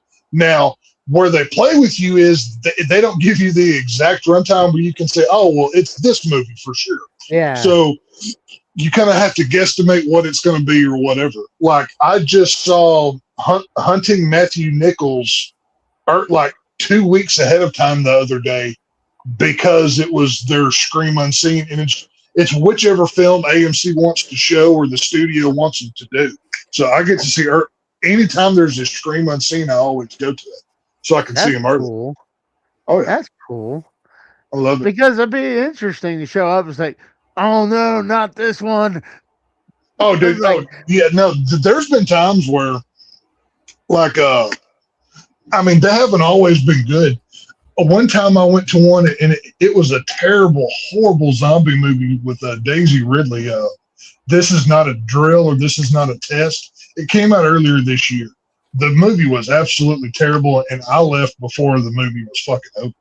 But you know, it's fun to go to the movies and not know exactly what it's going to be. But it's fun knowing that you're one of the first people that gets to see it before it's widely released. That's basically the gimmick of it. You know what I mean? So it's a lot of fun. Well, guys, I want to bounce out of here because I'm tired. I want to go to bed now. I got up a lot earlier than I wanted to this morning, and I did some. All right. Not a lot. Well, that's good to see you. Maybe one of these days I can get a night off. Are you going to want to do Faces of Death whenever it comes out? Like you know what?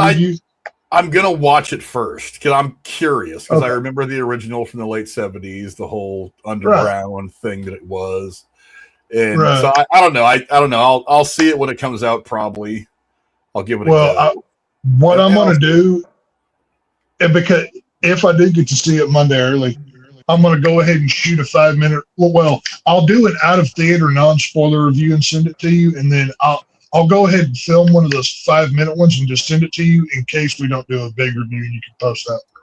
Well, I'll post a 5-minute. I'll post a 5-minute review anyway. But I mean, I'm going to watch it before I commit to doing it because, like, I was looking at the release calendar a couple of times for this year, and with the exception of a few, it's a little thin again. It's kind of disappointing, but so we're going to find some new releases that kind of surprise us. But I mean, Mario Tuesday and December is going to be big with Dune and Avengers Doomsday. That's big. Yeah, later in the year it starts getting, but we're finally starting to catch up from a lot of the stuff that got postponed because of COVID.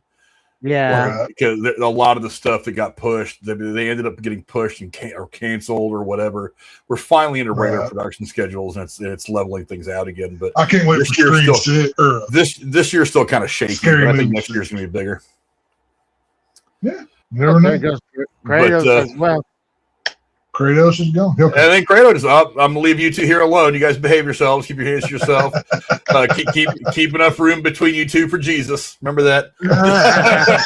Thanks for coming, Frank. Keep the door open 3 inches, Frank. Remember, isn't that the rule? Right. Isn't that what you always had to go do? And don't let Casey touch your egos. You'll get pink eye. Thanks for coming, Frank. Later, guys. But yeah, no. If you ever, because I mean, I know you don't go to the movies a whole lot, but like if you download the AMC app and it'll show like events coming up, and like a lot of times they show old movies and stuff or unseen. There's all kinds of stuff. There's all kinds of new gimmicks that they try to do to get people to come to the movies these days. So, you know how it goes. Cool. One of the movies I was kind of interested to watch, and I was very disappointed, and I couldn't stand to watch no more. Could barely watch like 30 minutes of was the new Naked Gun movie. That I could not take. It was all right. The new Naked Gun had its moments, but it was nowhere near as good as the old ones. Like I felt like it was. I thought the comedy was so outdated, where like they were trying to use. Well, that was intentional. I mean, they were mimicking what came before. The biggest problem that movie had was they showed you the funniest parts in the fucking trailer and commercials. Like they gave away the best stuff. You know what I mean? I just didn't like it. Like I couldn't take it because it almost felt like a worse version of Happy Gilmore 2. I'm like, I never even saw Happy Gilmore 2. I didn't even care. Well, I mean, it's because it was like, it was okay, but they kept on doing the same thing where, I mean, it was outdated humor with everyone had their son. Like, this is Happy Gilmore's sons. And like, I always thought MJF would have been perfect for Shooter McGavin. Yeah. I thought that would be the perfect son for him. I love that I got to call him a fag right to his face at Texas Rangers ballpark. I love that still. And the best part was he reacted as he was walking away with his gigantic security guards. I didn't realize how tiny that dude was. I was like, holy shit. Like, when you see him on television, of course they look bigger, but that is a little motherfucker. Tiny son. Like my brother came across was it Patrick? No, the guy who does Jean-Luc Picard. Patrick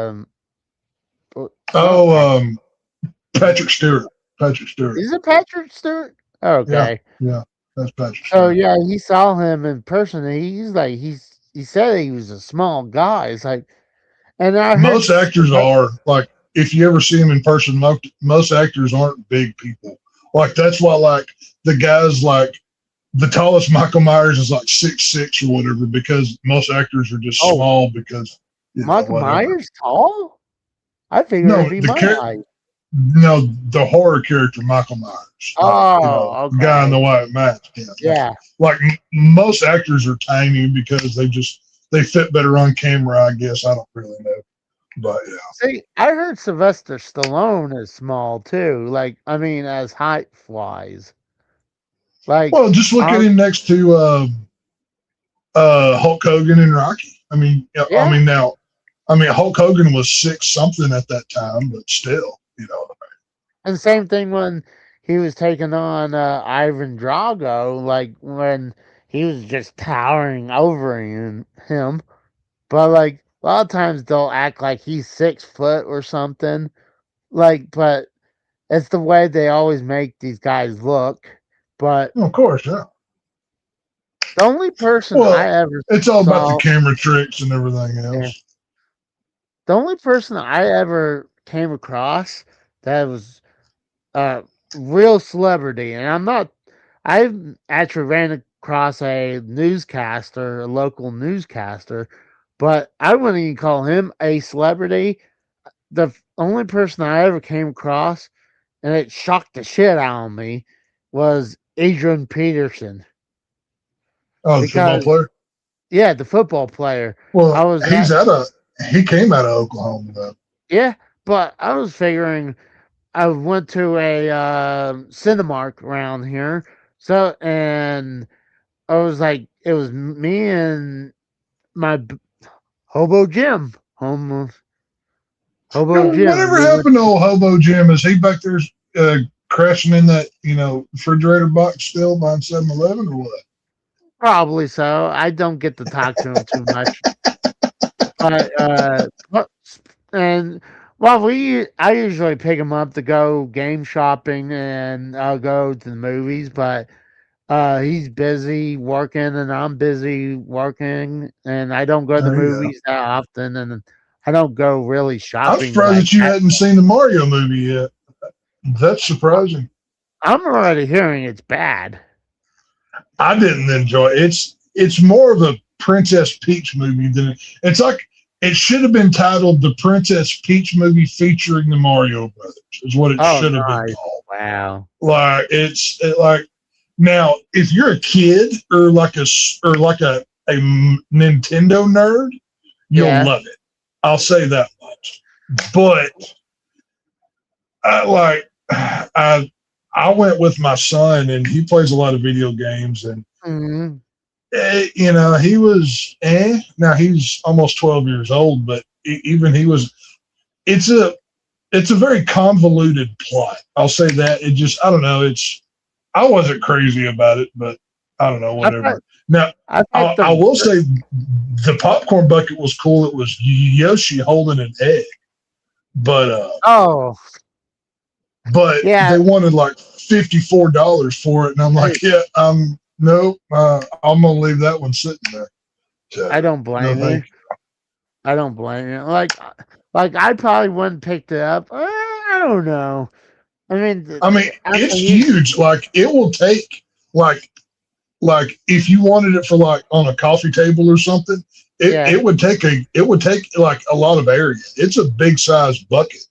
But I'm just not a big enough Mario fan to spend $54 plus tax on the Yoshi thing. You know what I mean? So I know the Rose says he wants it, so I was like, oh, there were plenty available whenever I went to the movies because everybody loved it. Like, oh, how much is it? Like $54. Like, oh no, and like if it lit up or it like not like whenever Scream 7 came out, they were charging $48 for one of the popcorn buckets, but it at least had lights in it that lit up.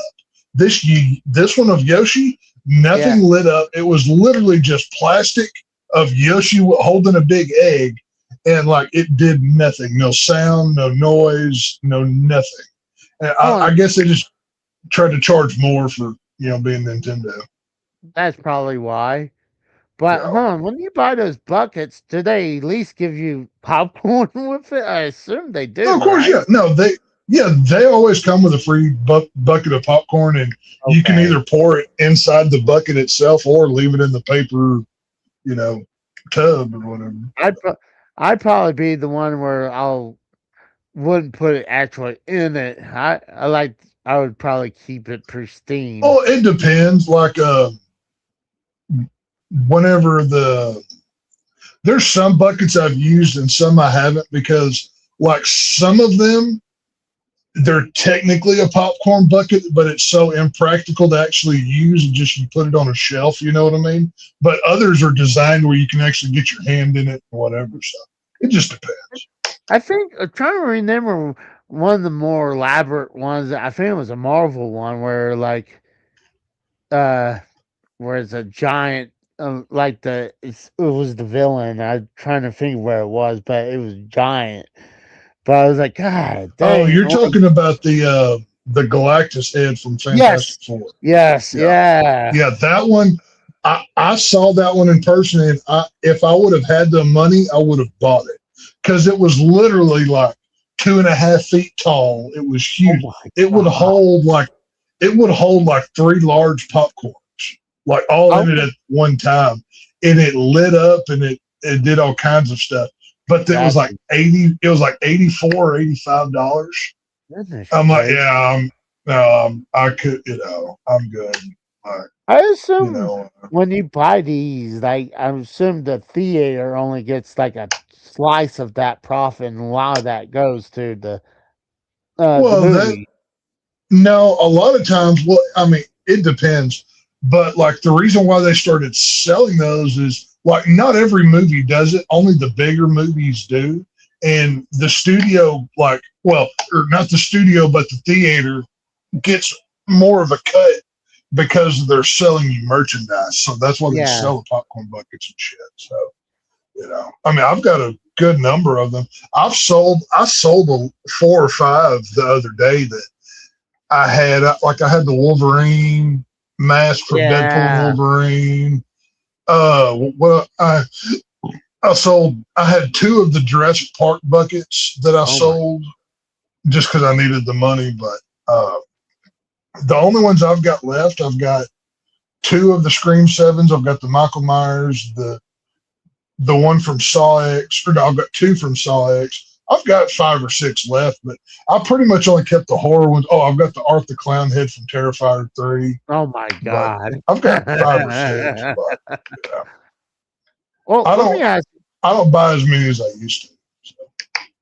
I know lately you're not been watching the Marvel stuff, but I've been watching the new Daredevil Reborn series where I heard that was ass from the reviews that I saw. I'm enjoying it. I really liked it. Like from what I heard, like I heard some people talk about the other day. Like I love the Netflix Daredevil stuff whenever it was on Netflix. That was one of the best shows on television. I loved that show. That was good too, yeah. But whenever Daredevil came to the MCU, the first time you saw him, he was taking a walk of shame after sleeping with She-Hulk. And then, like, apparently in this new show, he gets talked down to by every woman that's on the show. I haven't seen the new episodes, but that last season, I was not really impressed. I liked the first season because maybe I like the whole thing where Kingpin becomes mayor, and he acts Yeah. like he really has all this power. I'm like, I mean, you're just pretty much a puppet. Like the governor has way more power than the Now, mayor. from what I've been told, he basically his wife's bitch in these new episodes. From what I've seen and heard, What? in the new MCU Daredevil, that Yeah. Kingpin doesn't Kingpin's wife like fuck around on him and just kind of cuck him out and just kind of treat him like a piece of shit, basically. Well, I know for the current episodes, no, not really. I mean, I need to go Okay. back and rewatch. I think that originally, I think she was trying to separate herself from Kingpin for a little bit. But Okay. but I think maybe she was fooling around, but I don't think he was a cuck. But I just, like I said, I haven't watched it. I've just heard other people talk about it. After that last Daredevil season,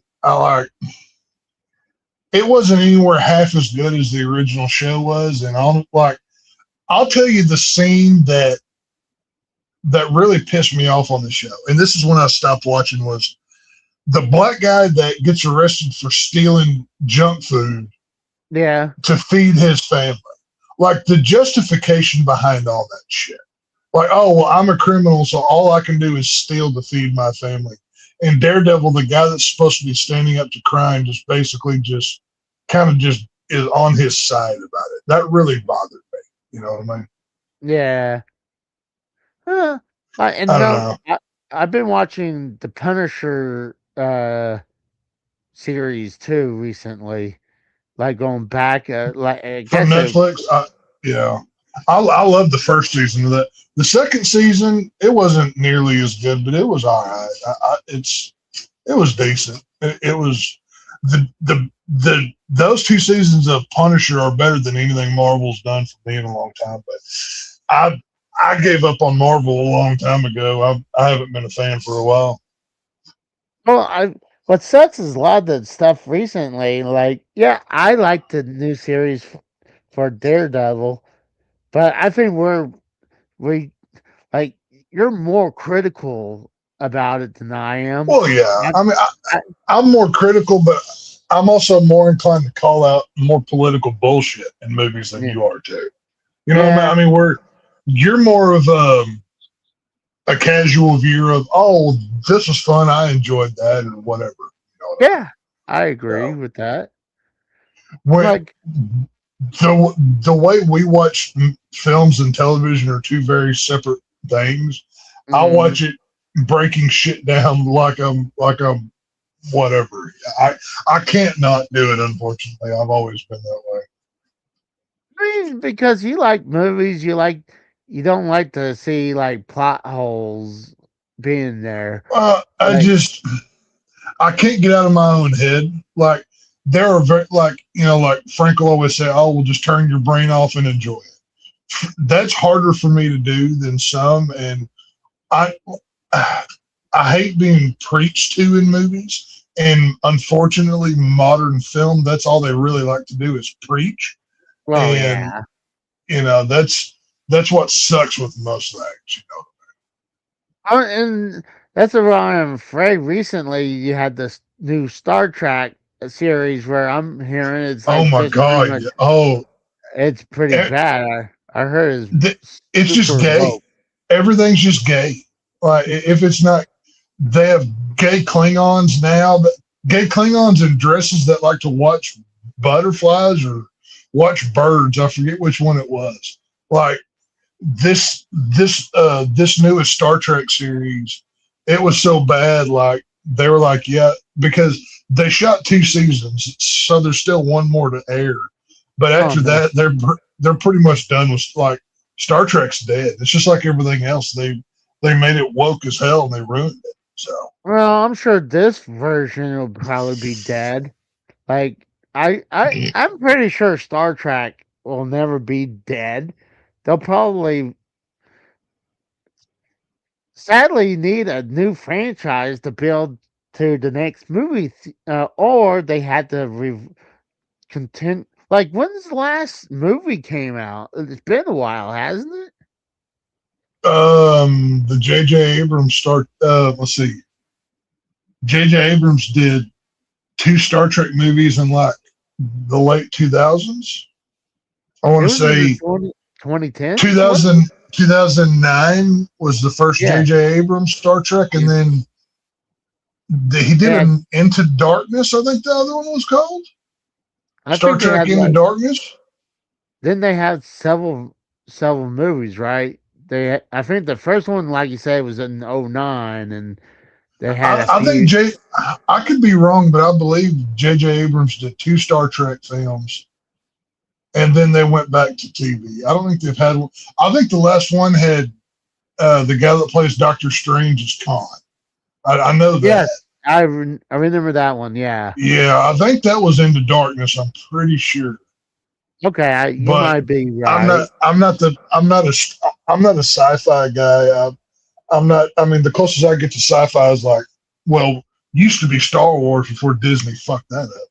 But yeah, what's sad is that, like, I feel like nowadays with movies, just like the originality is not there no more. Like, either they like to redo everything, or like, let's do a long sequel. That's not true. There's a lot of original movies that come out, but unfortunately, it's not in franchises that you would recognize. There are so many new concepts, like in the horror world. There is always new ideas in horror that come out that I go see on a regular basis.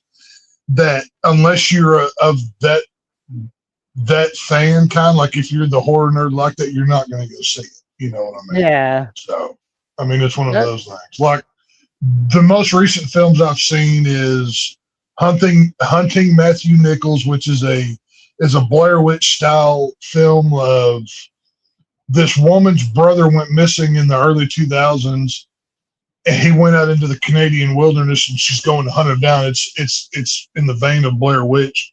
And then the other one I saw, They Will Kill You, which is basically They Will Kill You. It's the title of the film.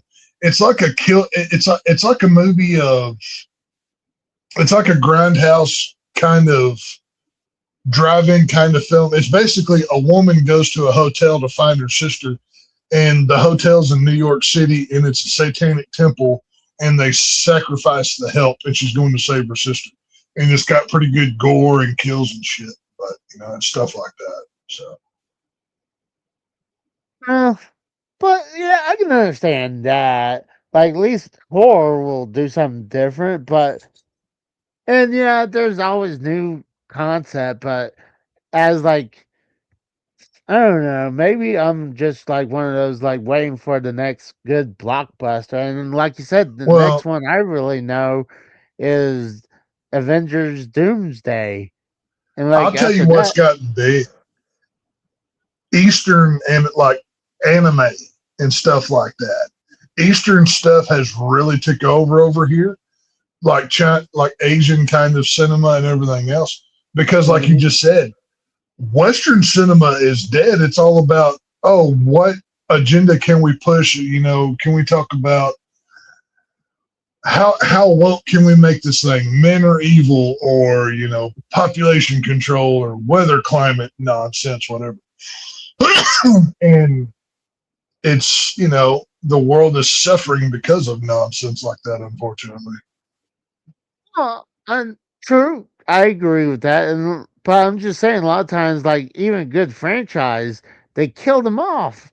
I mean, yeah, I feel like they were able to recover the Ghostbuster franchise a little bit, but like, it was all right. I mean, I still prefer the original too, but over there's one good Ghostbuster movie, and the rest of them, even Ghostbusters 2 was at best for me. You know what? I think Ghostbusters 2 gets a bad rap. I think Ghostbusters 2 is good. like I feel like that definitely gets a bad rap.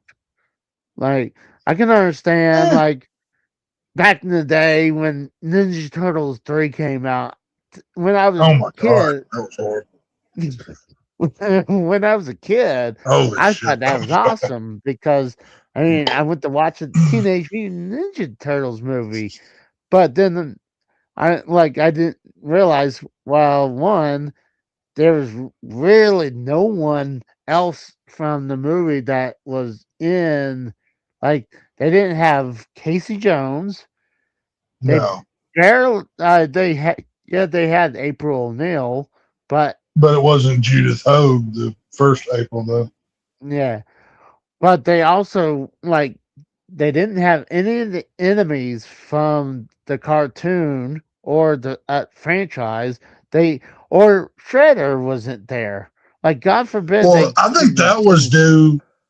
I think the reason why you didn't have like Krang or Rat King or Bebop and Rocksteady or any of them, I'm pretty sure that the studio didn't have the rights to those characters. That's why, like in 2, they came up with Razor and what was the other one's name that they made?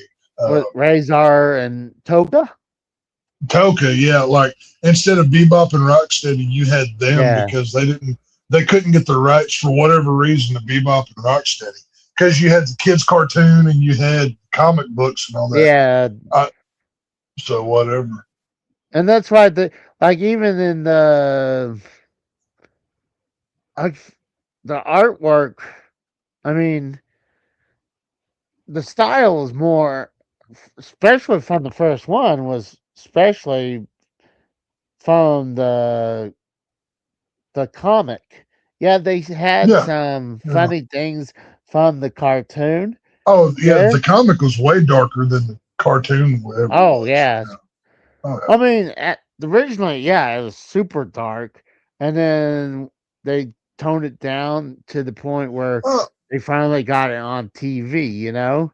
Well, they And purposely did that because they wanted to sell toys. That's why like I mean like the comic book version of the turtles is they all wear like red bandanas. In the yeah, cartoon, they all different colored bandanas and their belt buckles have their initials on them and everything else and they have drastically different personalities and whatever. that's That was true. all from that was just like just like any 80s kids cartoon, it was designed to sell you action figures, whether it was He-Man or Ninja Turtles or Batman or whatever it may have been. But Oh, that was always like that. oh, talk about like something like that. Well, one of the presents I actually got for my birthday, I really like. I'm one of those people. I don't care what people get me or anything. So I'm like, Right. I'm like, I don't. I hardly even tell people it's my birthday at work because they usually don't care. No, you just come on YouTube and say it's my birthday week like a woman. That's what you Yeah, say. it's my so. So my brother sent me a gift, and I, I thought maybe it was going to be some type of belt or something, but he went off a different. What are you doing? He went a different route. Dick is the He got me something that he knew I was a big fan when I was younger. He got me the dagger from Thundercats. Oh, that's cool. Let me zoom me. Look at this, a dagger. Oh wow. Oh, that's cool. And Now is that made out of metal or yeah, plastic or? Oh, cool. so someone comes in now. I have something to stab them with. So like, Too bad. Too bad it wasn't the He-Man sword. You could do the whole, I have the power. You can do all that shit. you know, it's like, or like, God, what is it? What they call the sword of Thundera? So like, I can't remember Thundercats. I don't remember. But that's the whole point. I always wanted the full-fledged sword But like, oh I'm surprised that man, you don't have something like that hanging on the wall with all those belts and stuff. yeah, I already spent all my fucking inheritance because of that. So I saw this and I marked out. I That's marked out cool. when I saw that. So it's awesome. Like it even has little tiny jewels and stuff in it. And Oh, that's cool. it took a little while, a couple weeks to get in, but it was like Amazon fucked up. But Oh, dude, like, I'm so pissed at the mail. I spent I sent AJ a one of the Scream 7 popcorn buckets. Like oh nice. I bought. Well, he as far as I know he still hasn't gotten it. I had bought it at the theater when I went to go see the movie, and I bought it. I put one of the special posters that they released from the theater inside of the bucket, and then I had like 5 or 6 Ghostface figures that I literally filled this popcorn bucket full, and I put it in the mail and sent it off. Fucking post office just lost that fucking shit. I don't know what the fuck happened to it. I have no Oh idea. my god, that's Oh, awful. dude, I had over it about $150 worth of merchandise, and counting the popcorn bucket and everything. Oh So, wow. like, I still haven't gotten my money back yet or nothing, and Oh. it's a fucking mess, dude. I'm so pissed about it. Well, I would be too. Like, dude, that's luckily I never had a huge problem like that before. But I was like, when my wife, she used to sell stuff on eBay. Like when she was doing some schooling, she would sell her books, and like I think she was doing schooling over the internet or something like that. And she would sell her books back afterwards. And so after work, I would mail them out. And of course, some assholes would say that, oh, I never got it. But nowadays, you don't even have to ask for the shipping code because now they just give it to you automatically. But God, that's why I don't like dealing with Hey, I'll be right back. Hang on a minute. I'll be right back. Keep talking. All right, but that's why I don't like dealing with selling shit on eBay. Plus, you had to wait to sell it. So, but well, guys, as NXT it looked all right. There was some stuff I was kind of shocked that Joe Hendry lost the title, but that might be a sign for him being moved up after WrestleMania, probably. So, like, if anyone out of that 4 was really, I mean, there was 3 out of 4 people I thought was really ready, and the person who I thought wasn't ready won the NXT title was Tony D'Angelo. D'Angelo.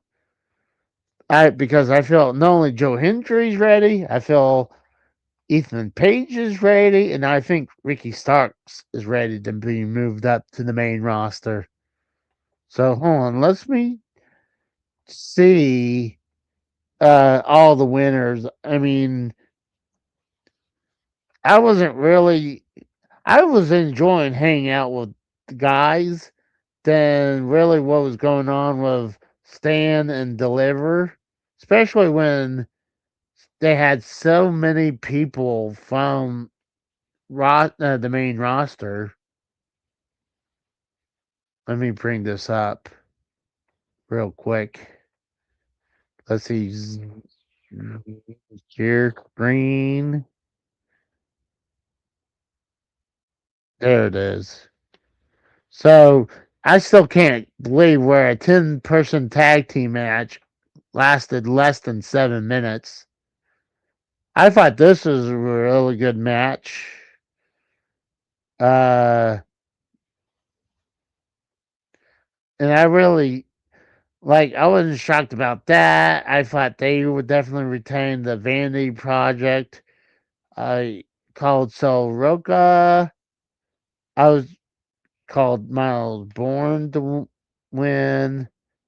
I believe I chose Tane Paxley because I thought they're probably going to push Blake Moreau up. Hey, I gotta hop off here. I gotta handle some shit. So I'm gonna get off your house. All right. Thanks for coming, Tex. Yeah, we'll see you, dude. See, bro. So, yeah, Tane Paxley, I was right.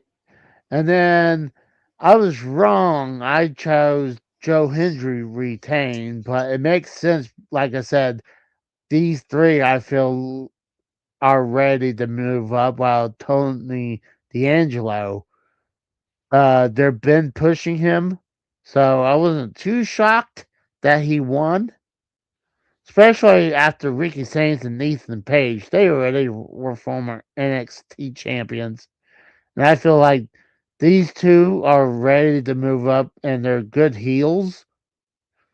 And it's hard to see Joe Hendry as a heel right now. So, if it was WrestleMania, I would be like, all right, guys, we got to focus on WrestleMania. This isn't really like, yeah, this is their WrestleMania, but I was enjoying hanging out with my friends more than, hey, we got to focus on this show. So I do appreciate those guys coming in and hanging out with us. But why did I move me up like that? But it was a good night. I do appreciate everyone coming by. I do appreciate all the guys on the show today. Like, we got Tex, Frank, Kratos, the Den of Tims. Am I missing anyone?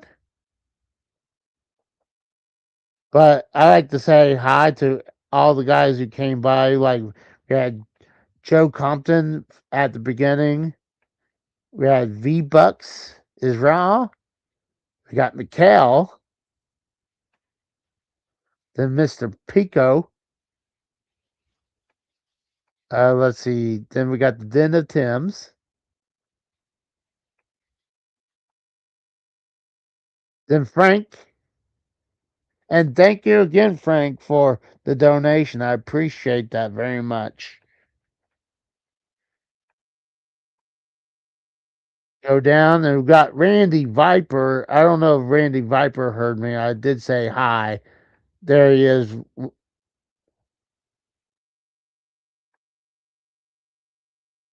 I didn't see you earlier.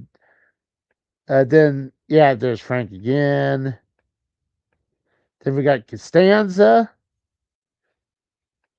and Desk Candy, aka my best friend Brad. So I do appreciate you guys coming by. Until then, my name is Casey Raw. Thank you for watching Saturday is Raw. Oh, by the way, I think you guys really would enjoy the Xbox gameplay I did of The Simpsons Road Rage. It was a really good gameplay. So give a watch on that. So until then, I appreciate you guys coming by. And you guys have a good night. See ya and see you guys.